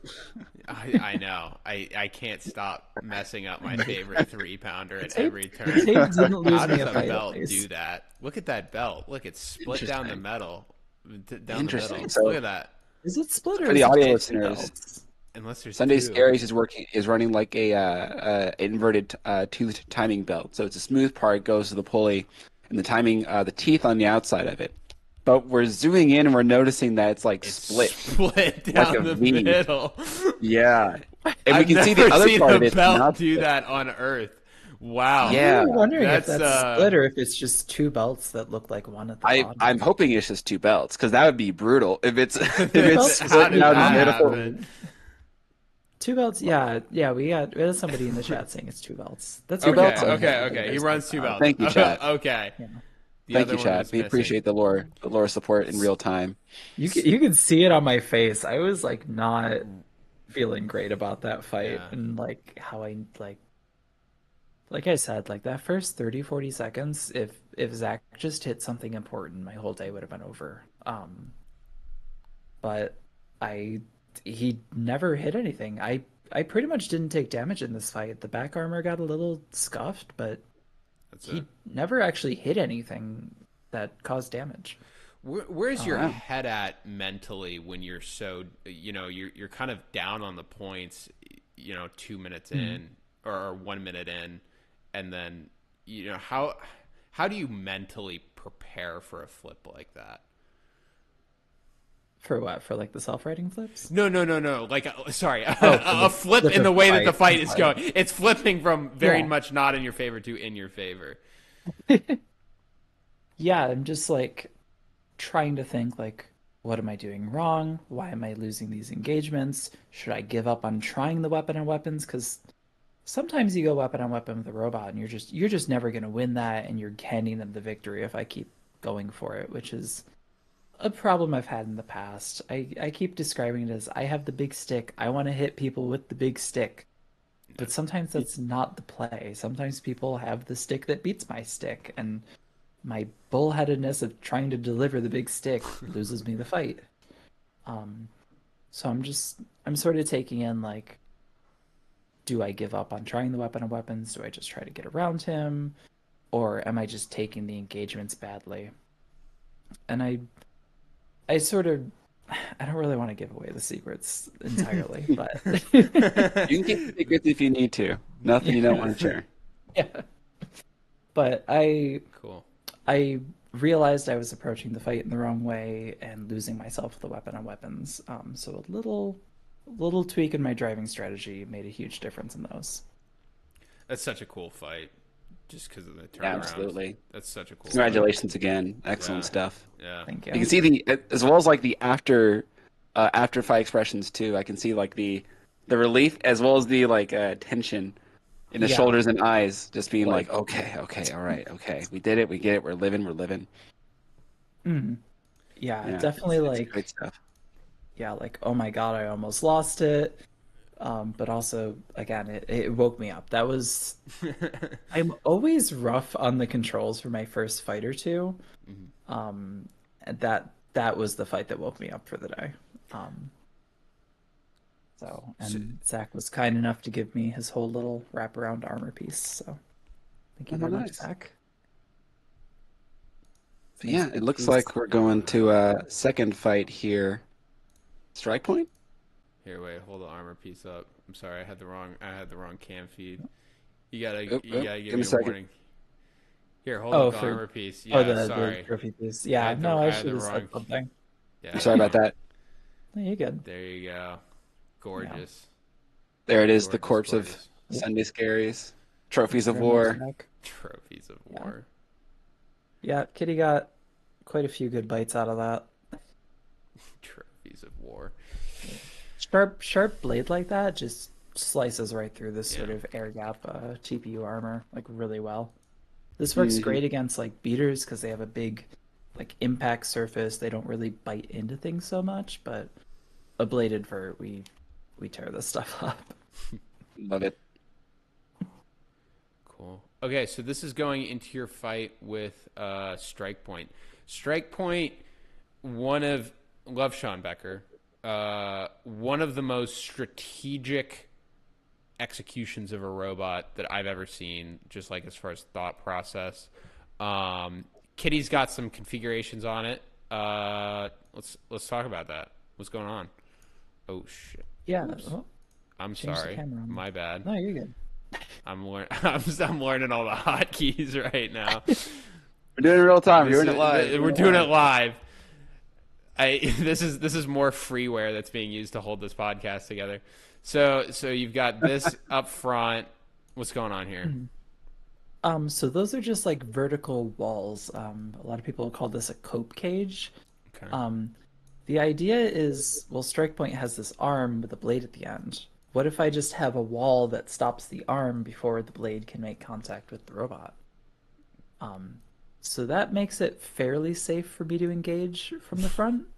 Because as long as he's either hitting that wall or the arm is stopped by that wall, he's not going to bite into my top, which my batteries are right there. Under that pink sticker is one of the batteries, and the other one is under the motor. So, So Oh they're my. they're here in the robot. yeah. So if I go face to face with him and he's, to the side of my weapon, he's going into battery. So Yeah. those make it so it's safe for me to go directly into his face head on. Um, in conjunction with, you can't see it super well on this angle, but I do have that belt guard I was talking about.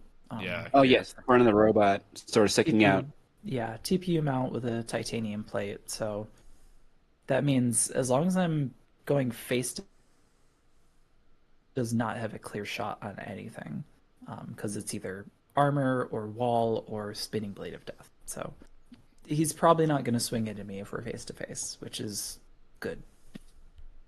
And in the back here, you've got regular, your regular spring steel, good stuff. Yeah, the spring steel's probably not going to stop him, but if he gets like a really bad bite Oh. hit or scrapes it or something, then it'll do something. It's better than nothing. So Yeah, of course. Mhm. immediately, my first thought, like watching this fight live, was these forks are massive on Strike Point. Um, Those forks were, yeah, Terrifying. yeah. Um, Those are oppressive. Where is the best way I can describe it? Mm. yeah. Um, w- how do you drive against that? Like, what is going through your head when you're wanting to drive against something like that? So the idea going into this fight is to run the blade a lot slower. The slower I'm spinning the blade, the less gyroscopic precession is happening, and the more control I have over driving. So you can see in here, Oh wow. Kitty's not spinning that fast, but it's letting me drive really good. Whoa. And Yeah, and Kitty's super duper fast, so it's just yeah, really good combo there. so really I just have to like hit the side of the fork or the side of the body, and then I can do my juggling thing. Um, which was going great until I caught the seam in the floor between the two panels in the center. Um, I thought it might be Oh. over at that Oh point. my Oh. gosh. Oh my The shot, gosh. so, Oh again, for my audio listeners, gosh. we Yeah, are right at the moment where Strike Point has captured Kitty and is I'm gonna throwing down grab the this arm, and kitty it real just, quick. ooh, Oh sparks and my everything. gosh. How it was not over right then and there is shocking. This frame is like, that is Oh my God. crazy. Oh, it's insane. Whoa. Um, so yeah, doing the frame by frame there, you can see like right before the impact, I started getting out of the floor. Mhm. And because of that, I was able to back up just enough that instead of hitting motor, he hit the ear of the upright. Oh, he comes down on the Wow. this I you managed to can't even back up tell from just a this hair. angle. Fascinating. So I guess it's like a really good argument then, like the four-wheel drive nature of Kitty. Four different chances to touch the ground. You manage Mhm. to get one of the wheels touching it, and it moves it. I'm imagining like in this moment, you're probably just like trying to wail on the sticks, just like something move, do the thing, Mm. please no, don't let me die. Yeah, that and also weapon throttle. Kitty can unstick herself a lot of times just with the torque reaction. Will they yank the forks out of whatever it's stuck into. Um, but yeah, at the very last second, I'm able to back her up just enough that instead of hitting the motor, he hits the ear. Um, Incredible. Wow. so That is still just like, alive. Fight could have been over in 15 seconds. yeah, that is Really scary. terrifying. Like a fight or flight response. It's just like you know, little time for lots of compulsive thought. It's just like I have to do a thing. This is the thing Yeah, I'm doing. I have to get out of this position. He is going to end my day if I don't get out of this position. Yeah. Wow. But then as well, like you're resetting too, because we're noticing here, like continuing on in the fight, after you escape the initial shot from strike point, both of you are a little bit discombobulated. You manage to sort of self-right reset. I think you get like a really nice shot off a strike point, sort of bouncing it around too, hitting its broadside. But even then, strike point being well designed, well driven, sort of begins to recover, and then it sort of continues that like sort of shark circling Right? game. Yeah, right there. Yeah. Another example of me messing up the self right. And Okay. Sean was right on top of me. He scooped me. He got me in the perfect way where, like, I don't think I could torque self right out of that. Uh-huh. Um, I thought I was dead here. I Yeah. 100% thought I was dead. Look at Um, your leg go back on the driver cam. You thought you were dead. Yeah. I thought I was dead. Yeah. Wow. Because if his blade was spinning and he Yeah. took that hit, he is going at bare minimum he's hitting weapon ESC, if not going through all of my wires. And if I lost weapon ESC, like the fight's over. Like I'm not beating him without a weapon. Yeah. Mhm. So but that was the moment where I'm like, oh, he does not have the spinning blade. And it turned out when he hit that ear, it pulled his hub Oh. motor into the path of my blade, and I took out his hub Oh, motor in that same hit. awesome. Oh. So Man, the fight or wow. flight. So that first hit like determined the entire That was Mhm. the that moment. was the That was fight. pretty much the moment. Literally this fight was figured out in that first exchange. Yeah. That's And crazy. there's Man, one awesome other stuff. exchange that changed the Yeah. course of this, and I don't know what hit it was. But I'll talk about it when we get near the end of the fight. Yeah, yeah, Yeah, absolutely. Um, because right now, Chainsaw Kitty, seeing that now Strike Point is kind of helpless without its ability to kill Chainsaw, more just circling, uh, generally getting corralled a little bit, but also getting good broadside shots to Strike Point, sort of flipping it over every little bit there.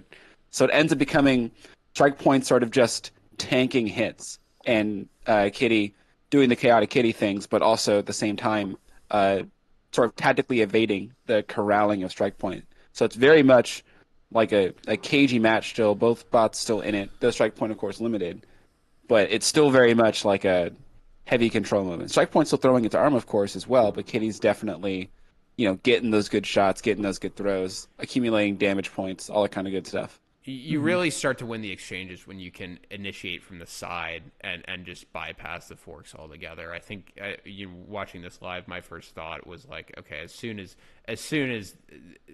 Kitty was able to engage and not lose to the forks, then the fight was over. That's Mhm. wow. Yeah, definitely the side shots are the way to go, but Mm-hmm. also, like I was saying with all the stuff on the front, like face to face is safe for me. So like Yeah, it's not risky for me to like try to make a maneuver that if it fails we go face to face because that's safe. because now the Like blade's down.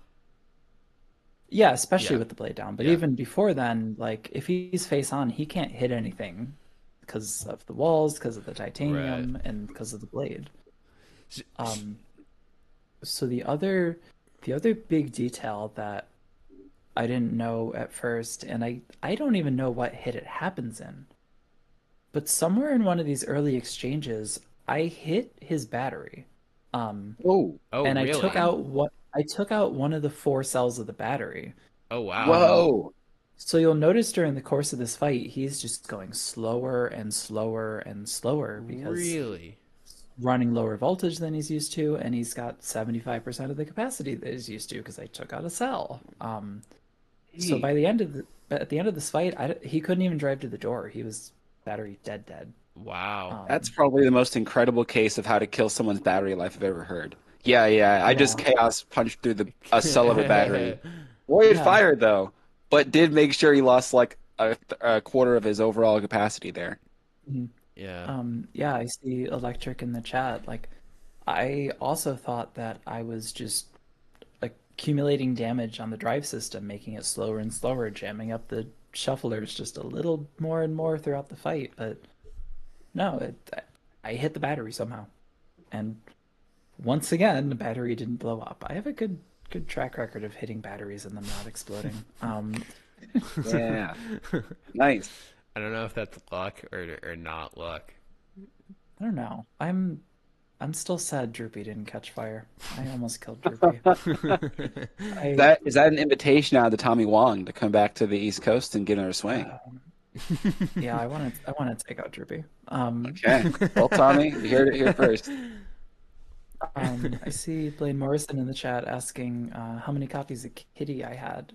I had two copies of Kitty, um, but I only ran one all day, because I practically didn't take damage. Um, I was going to swap to Kitty number two for Sunday Scaries because I had it already set up with the fork configuration. Um, but I had a drive motor fail on me in like a test box run before the fight. So always test your robots before you throw them into a fight. Um, Yeah, look but how 100%. after that, slow I it's just moving. yeah, it just slows down more and more throughout the Wow. fight. Um, but yeah, Kitty one never took real damage, so I just kept running it, and yeah, the ear was still bent, but against a horizontal, it was kind of a good thing. I like thanks Sean, like thanks, you just made the robot better for Caldera. Because there is a chance that a horizontal can knock the ear and bend it in a way that blocks the path of the weapon, which has happened before. Hmm. Um, Hmm. but the way Sean bent it, it was bent away from the weapon. So technically, he made me stronger against Caldera. Thank you, Sean Becker. Thank you, Sean. I You cannot helped. get over this frame. Oh my Yeah. gosh. That's I wanna. incredible I'd stuff like to here. find a better angle of this frame. Hmm, which one would have it? I'm not sure. Because Yeah, that's. Mhm. I totally love that this fight was like completely determined by a single hit. Like Yeah, literally. I love it's that. in. This is kind of like the beauty of the sport, especially getting to go back and watch it again. So I guess NHL. Thank you, of course, for creating the Brett Star and all that, because this is the kind of review that we get to really enjoy see because it's like the world of super fast things are almost the world unto themselves because we can only see the effects later and kind of guesstimate of what's going on. But I know that obviously in this fight, brilliant example of a thing that was virtually hidden to anybody watching it live because all you saw was like a flash of light. And then maybe they saw the bent ear. But even then, Katie's moving so fast, you're focusing on strike point trying to hit you. Not like the biggest thought in the world, but maybe afterwards you kind of see it. But seeing it now, you're like, man, that was like milliseconds determined the next 2 minutes and ultimately golden dumpster run. Yeah. Wow. So he doesn't have the blade up to speed here and hesitates. Oh, Hmm. pulls back, It seeing lines that up you're for the stuck. motor. Here you are. You're stuck in the floor. Hmm. Here, the fork is Yeah, so it underneath. wasn't quite the same, but almost. Yeah, this whatever that junk is, There. But you can Right now, see looking at a Sean's top-down view, strike point teed up to hit Kitty, and and then right it's on the kind of motor. curious. He's lined up right for it, but at Yeah, the and last then second I get this little jostle oh look, you can see the that ear feeds into the bend. ear. You can see the Yeah. ear. Oh my gosh. Oh, sorry, I'm still learning the So hotkeys. we got it. We zoom got it. close zoom We in, I got it. guess. We got it. Okay. So Sean pulls in here, and And it you kind of can like see sucks that. him into you as well. Interesting. Yeah, Because like the and way he's that striking you Yeah. is then pulling him mhm, forward and upwards, sort of towards you. But yeah. ultimately, it's pulling the blade up and away. His Mhm. blade contacts the outer the just like the bare tip of the ear here instead Mhm. of going any deeper. Yeah, Wow. and I can even show you Here, wait, on let this me. kitty that I exact can switch over to if, that if big. it'll Hang on, let me focus. transition big cam. What angle do I have to hold this at? Whoa! There you go. But you can You're see on he big cam. just barely caught the tip of that.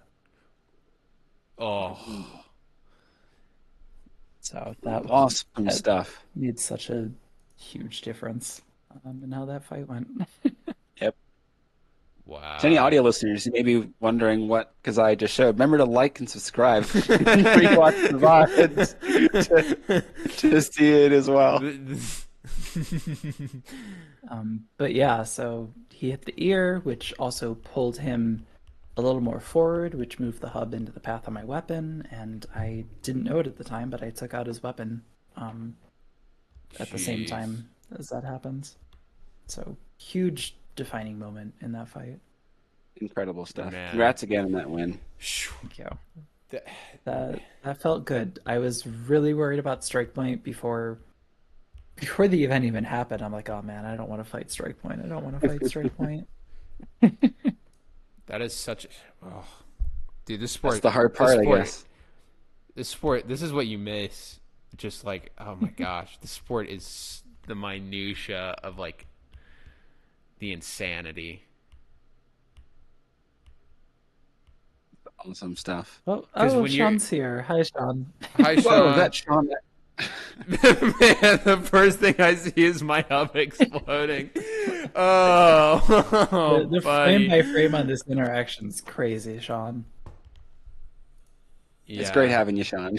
Welcome to the Black Point's so stream. terrifying, but man, what a world! What a world!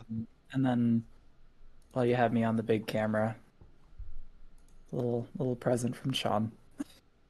Thank Ooh, you, wow! Sean. Thank Nice you, little Sean. shot of the strike point arm. It's very pretty. Thank you, It's very pretty Sean. stuff. Great machining, great designing into it as well. Great stuff overall. You would think I'd like cause more damage with how much I was tossing him, but again, I wasn't spinning the blade very fast, so ultimately I don't think I hurt the robot a ton aside from popping that battery and the hub motor. All it takes. It's a, It's all it takes. it's such a strategically brilliant robot, and it shows the Yeah. Mhm. quality of both robots that the the defining hit was in the first exchange and could have thrown the fight one way or another. And Yeah. look at the A damn oh hole in the floor. yeah. And I know we've been watching this frame by frame, but watching it at full speed is kind of insane. Like this was it. Like that was the entire It happens exchange. so It's Yeah. fast. so Flash, blink fast. of an eye. It is so like if you miss that, you just missed the story of this fight. That is insanity. Yeah. And I got stuck like I had him in like, like a juggle there. Like that if I didn't get stuck in the floor, like that was another hit and I would have Yeah, right. just tried to keep running with it. Um but it Incredible almost stuff. ended me. We're gonna watch this from every freaking angle. Oh yeah, I don't I want to hang love too fight. long. Oh, look at the look at the look at the ear pulled back. Okay, I can't get Jake over absolutely this. loves this. I feel like we could I watch it do. 1.5 million times We if we try can. hard enough. We can. Okay. Let's. Are we done with this one? All right. Let's move on. Yeah, if you're done My with this co-host one. is telling me we need to move on because I could watch that ear hit all night, dude. That's Watch it awesome. All watch it right. once the stream's over. You can go to sleep watching that frame by frame. Absolutely. Absolutely. Any trail bedtime stories? So that's the fight that sent you to the final. This is your first time making it to a final, right? Yeah. Yeah. Prior to this I made top four one time, and Mhm. every other time the best I had was a fifth place. So yeah. The the announcers and a lot of other people seem to think I've lost in the grand final before. I've never gotten this far, and you're giving me too much credit. It's like Um, phantom success, but it's also like, a fair citation seeing how good Kitty is. Especially Yeah. looking at it right now as we're seeing you throw around Caldera in the beginning of the fight. Yeah. yeah, going into this fight, I fought Caldera twice before. Knocked him out the first time, practically knocked him out the second time, but ran out of time. So I was feeling confident, but also Glenn's a really good driver. Caldera's a really consistent bot, and he can absolutely beat me. Like I have the type advantage here, but one of these days Glenn is going to take me out. But with the history and the type advantage, I was feeling fairly confident going into this. Oh my gosh. Oh my gosh. You came out of nowhere there. Man, So you fought Glenn before. When was that? Twice. The first Twice. time, if I remember right, because they kept quoting this on stream, I think August 2023. Okay. It didn't get. Remember, it didn't get streamed. They ran Oh, what's Is Chris's it an persona? ad? Clyde, Oh, different fight. shoot, where he puts on the hard hat and the mustache and the Oh, safety Clyde vest. Magnuson. Clyde Clyde Magnuson, Magnuson. thank you. They ran a Clyde Magnuson ad instead of Caldera versus Chainsaw Kitty. Oh, oh, So nobody got to see that fight. Wow. Um, generational squabble right there. Can't believe it. Oh, and as we're looking through this fight as well, lots of good back and forth, but we also are at a point about halfway through the fight. Caldera's on its side, so the belt's knocked out of it. Kitty's got Glenn and Caldera pinned up on the wall. Looks pretty rough. I think Glenn just put down his remote too. And there we go. That was the fight. Um, Man, that was vicious domination. when did you have anything kind of different going for you this fight? You know, you've made so many changes to the robot. Are you concerned about those changes going into this? I mean, the new wedge mounting hadn't been tested. I made that wedge mount a while ago, and I just never fought like a super strong horizontal with it. So this was kind of the first real test of the wedge mounting. Hmm. Um, so a little concerned about that, and also this was the first time not having my mini bot, which Kitty in the wedge configuration is way more chaotic than the fork version. And you can see that in this fight. I will just bounce all over the place. And Reino is always really good Jeez. about getting right in the middle and like holding them off for a second while I regain my bearings. So I was definitely worried about. Yeah, that sort of speaks the difference there. But also, Yeah. gee, Red, gosh, like so to the again the audio. So like when you're looking at Kitty making an impact, right? We see first of all the spray of carbon particles being torn off of the other robot, off of Caldera in this case. But Stupid. Fresh new also hole in the floor too. fresh and holding the floor too. But also we see Kitty like still having torque and energy to keep somersaulting forward over and over again, while Caldera has hit Jupiter at this point. So you just get this feeling of like Kitty's just like oozing power at this point, just raw excess potential, just carving through it with the big disc. Caldera, to his credit, of course, landing and still going, but like, man, Kitty's like a Tasmanian devil, like Taz from Looney Tunes. Yeah, it's so hard to get a handle on the wedges. She just wants to flip all over the place. I love Um, the way that you've got those wedges mounted now. Do you wanna describe that, or is that a secret? well, I want to change it, so Oh no, I it really didn't work like out it. great. No, okay, so it's similar idea, but you can see this one, it doesn't really translate Do I over need big video very cam? well.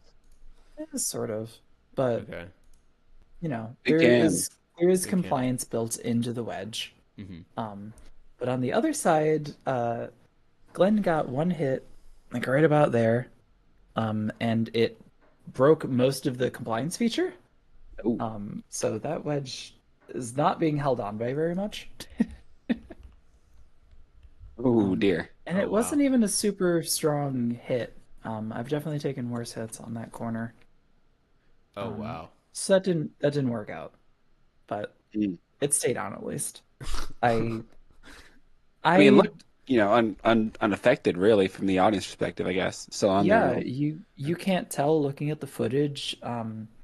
I've watched the footage a few times. I can't even tell what hit, like when he got that hit on the edge. But yeah, I I know what's wrong with this. I knew about this problem to begin with, and I know how to fix it. So I'm not worried about it. Nice. Very cool. But yeah, Um, so we get to the fight. We see Kitty doing its utmost to just tear Caldera apart. Glenn, an excellent competitor, sort of bowing out to it, acknowledging the work by Kitty.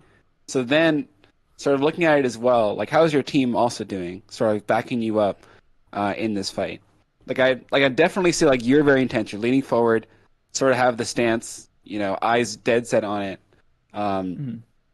How's like the rest of your team like trying to sort of support you in this fight, or do you even hear them anymore? Are you still just thinking about what's going on as you're punching Caldera really, really hard? Like what's sort of the scene around you, best you can remember it? Yeah, so most of what I'm asking Mint to do as my sort of co-driver is I need status updates on the opponent. Like, did their drive go down? Did their weapon go down? Because Kitty requires some of my focus to keep her in check because she's the Tasmanian devil, like you said. Like she wants to go all over the place. I have to watch Kitty. My mental resources, I have to dedicate some of it to just keeping all four wheels on the ground. So being told what the opponent's up to is super helpful. And like I said earlier, with like the Sunday Scaries fight, I'm having her read off like the voltage to me so I can like gauge how hard I can push the weapon. Can I make it the full 3 minutes like this? Do I have to tone it down? Um, that's the majority of what she's doing, on top of like yelling at me if I'm being stupid and too aggressive and doing dumb stuff, which is super helpful because I guess I also mentioned earlier I get kind of bullheaded and just hit him with the big stick. That's all I got to do. Big stick. Not always the play. Understandable. You hate them like hitting them like that. It's very good. Like it's what is it? Yeah. Remember the I think it's the I don't think it's Jeremy Clarkson line. It might be though. But it's like if every no, it can't be Jeremy. Whatever. It's like if the only tool you have is a hammer, everything looks like a nail. So I imagine Yeah. Kitty's like an enormous hammer just hitting everything. Yeah. And only question is But like where's the next nail? yeah. But as you can see in like the strike point fight, like she is more than just a big hitting weapon. It does Hmm. require me to drive differently than I normally Huge. do. Absolutely. But it's something I tried to put some focus on adjusting to this event, and I think it paid off. Um, and you can see it in this fight as well. I basically have two distinct driving modes that I'm doing in this fight.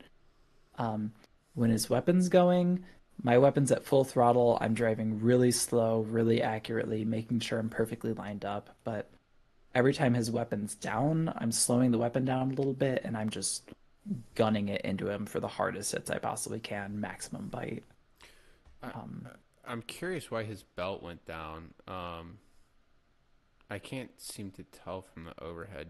Did you bend the blade into the belt? I don't know exactly what happened. I know he was having some weapon reliability issues this event. I saw it kind of go up and down in some of his other fights. Not entirely sure what's up with that, but it went down and then it came back Jeez. up, and then I took off the belt. The lights turn blue, and it's like an instantaneous response on your. Like when he Yeah, I calls for that was. unstick, it is Mhm. immediate that you hit him.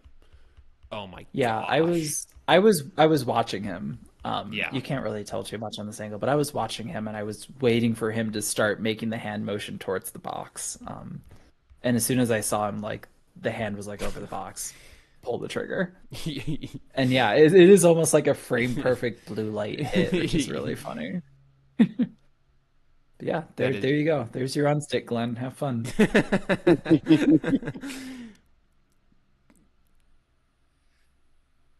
I just respect the amount of like skill that takes to like out of your peripheral watch your opponent call for the unstick and then pull trigger as soon as they hit the box. I mean that is just like that is such a testament to the skill that goes behind like driving these robots at a high level. And when you see it, it's just like gorgeous. Yeah, here this is what I wanted to see. Oh, when he loses the belt. Yeah. Yeah, I'm not sure. I'm just assuming I deflected the blade enough in that Oh. hit that it cut belt. Oh, look, your Because wedge is I, broken here. yeah, it definitely. I mean, this was the last like weapon on weapon hit, so definitely happened before this. I just don't know exactly what hit it happened. Yeah. Interesting. Yeah, I thought I might be able to see something from the blue cam, but I got nothing. Mm. Yeah. But even so, still an excellent demonstration in like prime chainsaw kitty fights. Like when Kitty comes to the box, this is the kind of fight I usually see out of it. Just like insane weapon by throwing other robots in the air, roofings every now and again, and Kitty like tossing and turning. But then like at some point, the other poor robot's just like a little chew toy. It's just like please let the poor thing go. That's what she loves to do. She loves to do it. She's my little ball of chaos, and I try my best to keep it a little bit controlled. I, Absolutely lovely. this is, by the way, this is a live reaction. This is Ashley. This is Jake, and then Jaren comes into frame here in a second. Everyone is just jumping up and Dude, we're down, stoked. absolutely bananas. Dude, we're stoked. I love So that. I Voice love is that shot. so much. Tears also energy, forming at Tears. the same time. the energy Oh, was insane after this win. That was wild. Absolutely great stuff. And then, of course, have to therefore say it again, just acknowledge it. Congratulations on the yes. first golden Yeah. dumpster. Thank you. Thank you. Absolutely Absolutely. phenomenal. So proud, so glad to Absolutely. see it. Well earned. Absolutely. Quite the journey to get there, too. Every day I Whoops. pick it up, I give it a little pat, and I go, "Oh my God, it's real! Oh my God, I did that!" There it is. There it is. There it is. There's the beautiful thing. I have to remind myself, The like, "Oh yeah, beautiful. this is not a figment of my imagination." No, I do the same thing. I kept my first golden dumpster in my bed, like at the foot of my bed. Whenever I wake up every morning, it's like, the day may be rough. I got a golden dumpster. Got this one, yeah. No, it was sitting like dead center of like I have another desk over here that's just for working on robot stuff. I had it sitting there for a while, just every time I touched a robot, there it was. I moved it because I was worried I was gonna hit it with something, but for a while that's where it was living. Yeah. No, excellent stuff. Okay. Do you wanna do a little break and then we'll wrap it up? Is that okay? Yep, we'll do one last break, try to hit one or Yeah. two more questions, and then close out with robots around the world. So see you after the Awesome. break. Yeah, let's take a quick break. Shoot, shoot, shoot. Transition.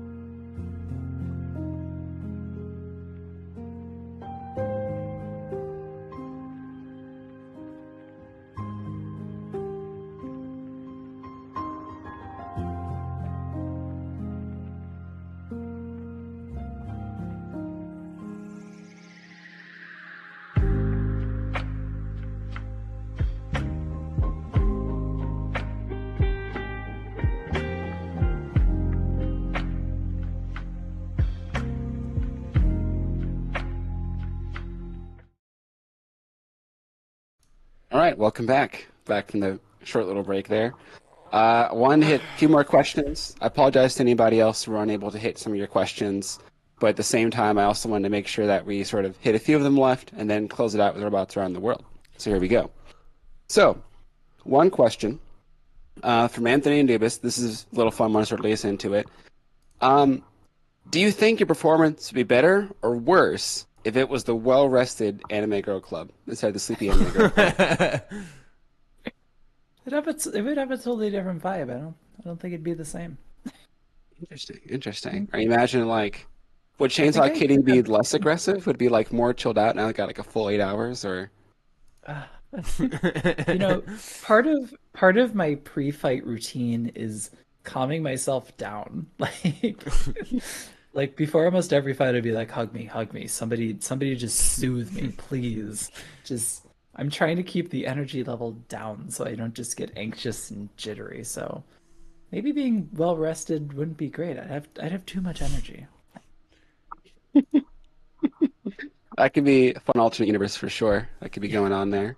And then, oop, I just lost my place. You need to give me a quick second to find the thing again. I just had it. Uh, oh, sorry. All right. All right, we got there. We got there. We're gonna get there. All right. So then, this one from Max, who builds out. With your first but not last event when secured, what robot or builder would you most like to see take home a golden dumpster next? Ooh. Ooh, that's a tough one. Who do I Call really it. want to see do that?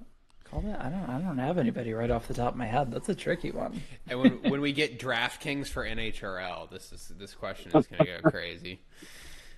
When we hit peak dystopia, when we have the Red Bull money, when we're able to Yeah. just retire off NHL money alone. You know what I really want to see? I want to see a pause dumpster. That's what I want to see. Was That's right, Tom Tom. Farkas Lock dumpster. in. I want to see the Tom Farkas. Lock in. in, Mr. Farkas. Mr. Farkas, you got to lock in right now.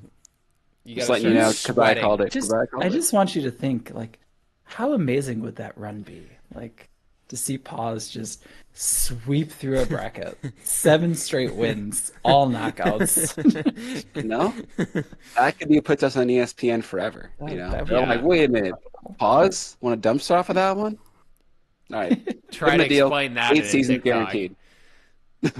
TikTok are gonna Try win. to tell that story in a TikTok. He needed freaking 2 hours to explain that.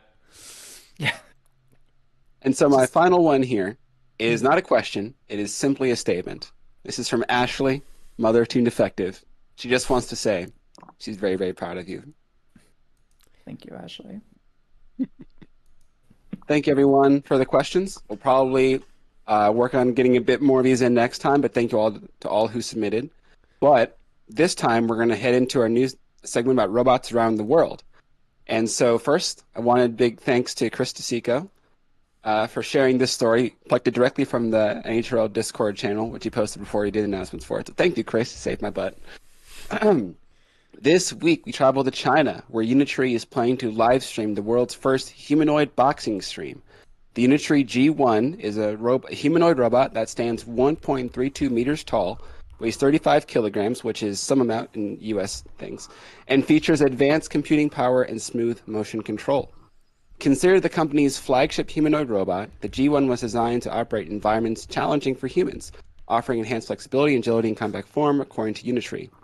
The idea is that this robot is going to be fighting against other robots just like it, and in a promo video, it was shown fighting another human, though it was much slower, less agile, but it did noticeably recover very, very quickly after being knocked down. Unitree has not announced the exact timing about what's going for the air date in which robots in their fleet were going to be fighting outside the G1, but still, their first live stream humanoid robot fight. So, gang, what do we think about the boxing? I'll admit though, with like real steel, I kind of thought like robot boxing would come sooner, but I think we're getting there. Finally. And I welcome that as an alternative to human boxing. Unlike the previous stewards of this show, I welcome the our robot overlords. So that's good. That's good information for me. I like that. What do you think, Kaziah? I'm pretty partial to the robots with wheels. I think they've been doing pretty good. See, that's the thing, right? Because my thought is, if the robots are trying to walk like humans, then it's versatile, and I guess it like gets around like they're saying before, with like in different areas and all that. But could you Mhm. imagine how fast they could move with just like wheels and a steady base? Yeah, like Like, yeah, it just doesn't work out in reality. Gundams look super cool, but just tank treads will do the same thing, but just better. yeah. And I think about like well, I remember I think it was yeah, it was like the Jake Paul Mike Tyson fight. I remember everybody like the not the main event with Paul and Tyson, which was a little sad. Mike Tyson's getting old, surprise, surprise. But the fight before then, there was two women, I forget their names sadly, but they were phenomenal. Yeah, And I remember like in their fight, I was like, "Oh, this is like peak." Like if I were a fighting fan, I'm sure this is probably like a technically beautiful battle. yeah. And I'm kind of curious about the thoughts of like, does that mean in 30 years would we be seeing like the equivalent of Chainsaw Humanoid Kitty fighting like Maximizer Senior or Junior, whatever, like fist fighting at that kind of like speed? Like, is that like on the list of activities of who lose the job? That's an interesting one to go after, I guess. When we're all 50, 60 years old and they wheel us back out to like fight the young kids in the sport and get our get beat, that's when we know we've made it, And it's not like Mike didn't make any money off that, so we're in good hands. Either way, we're set for life, dog. That's what I'm trying to say. Oh, Yeah, is that easy. that's our secret. So when Yeah. it's like when Brandon Bennett old Yeah. is running the show, Yeah. and I'm like, And they're man, going to Vorion is gonna be absolutely done for. Yeah, and they're gonna Like, wheel you out and make you fight some young TikToker or whatever the medium is. Then I'm sure we'll go shorter and shorter form, just whatever millisecond clip chimp farmer is out there. so That's what it'll when be I get like. to That's what fight you have to when I look get to forward fight to. Metalhead 007, who can claims that they can be the best. BattleBots is old and it was a hack. Yeah. And they wheel me out, and I'm just like, listen, kid, you don't know. You have no idea about the ancient ways of our ancestors. You're This gonna is what have we're gonna do. This is how we're gonna Yeah, settle it. Like, all right, bring out your G1. I'll see you in the ring. exactly. Exactly. And you know what? Because Chris was the guy who found this story for us. So first of all, thank you to Chris. I will share what he just I will share what he shared to us. Boxing robots is the perfect subject for a good punchline. Thanks. Boxing. Well, that's about it for the show today. Thanks. Thank you very much, Kaziah, for coming out here. Thank you, Thanks for Kaziah. Absolutely, having me. hugely thankful for you coming out here, being able to help us figure this whole thing out and all the different quirks with it. And once again, congrats on the Golden Dumpster. Thank you very much. I'm checking the GCal to see when we're scheduled next. We have a GCal, by the way. That's short for Google Calendar. If you're new here, Thank you. For the hip and happening kids out here. yeah, I'm just Translator's using note. slang. I'm just using slang, guys. We will be back May 13th, which is the week after May NHRL and RCL.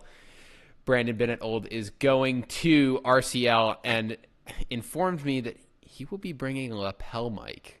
So if you're going to RCL, is this true?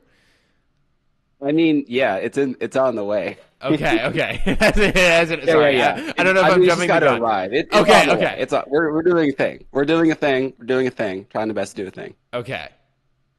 Cool. And then I will You be are not fighting. disinformation in real time. You're good. Am I leaking? I'm sorry. No, Am I no, no, no, no, disclosing? no, no, no. That Okay. is in fact part of the plan. Okay. The only thing I don't want to happen is if I get swarmed. I hope not. Don't swarm me. I'll be trying to fight. I'll be out west trying to fight with Phenomenon. Mhm. Trying to do my best against the West. They're pretty strong though, so time will tell how I do. But hopefully that means that we should have some very, very fun stuff to go through for the May events between HRL and RCL. Cool. And then I am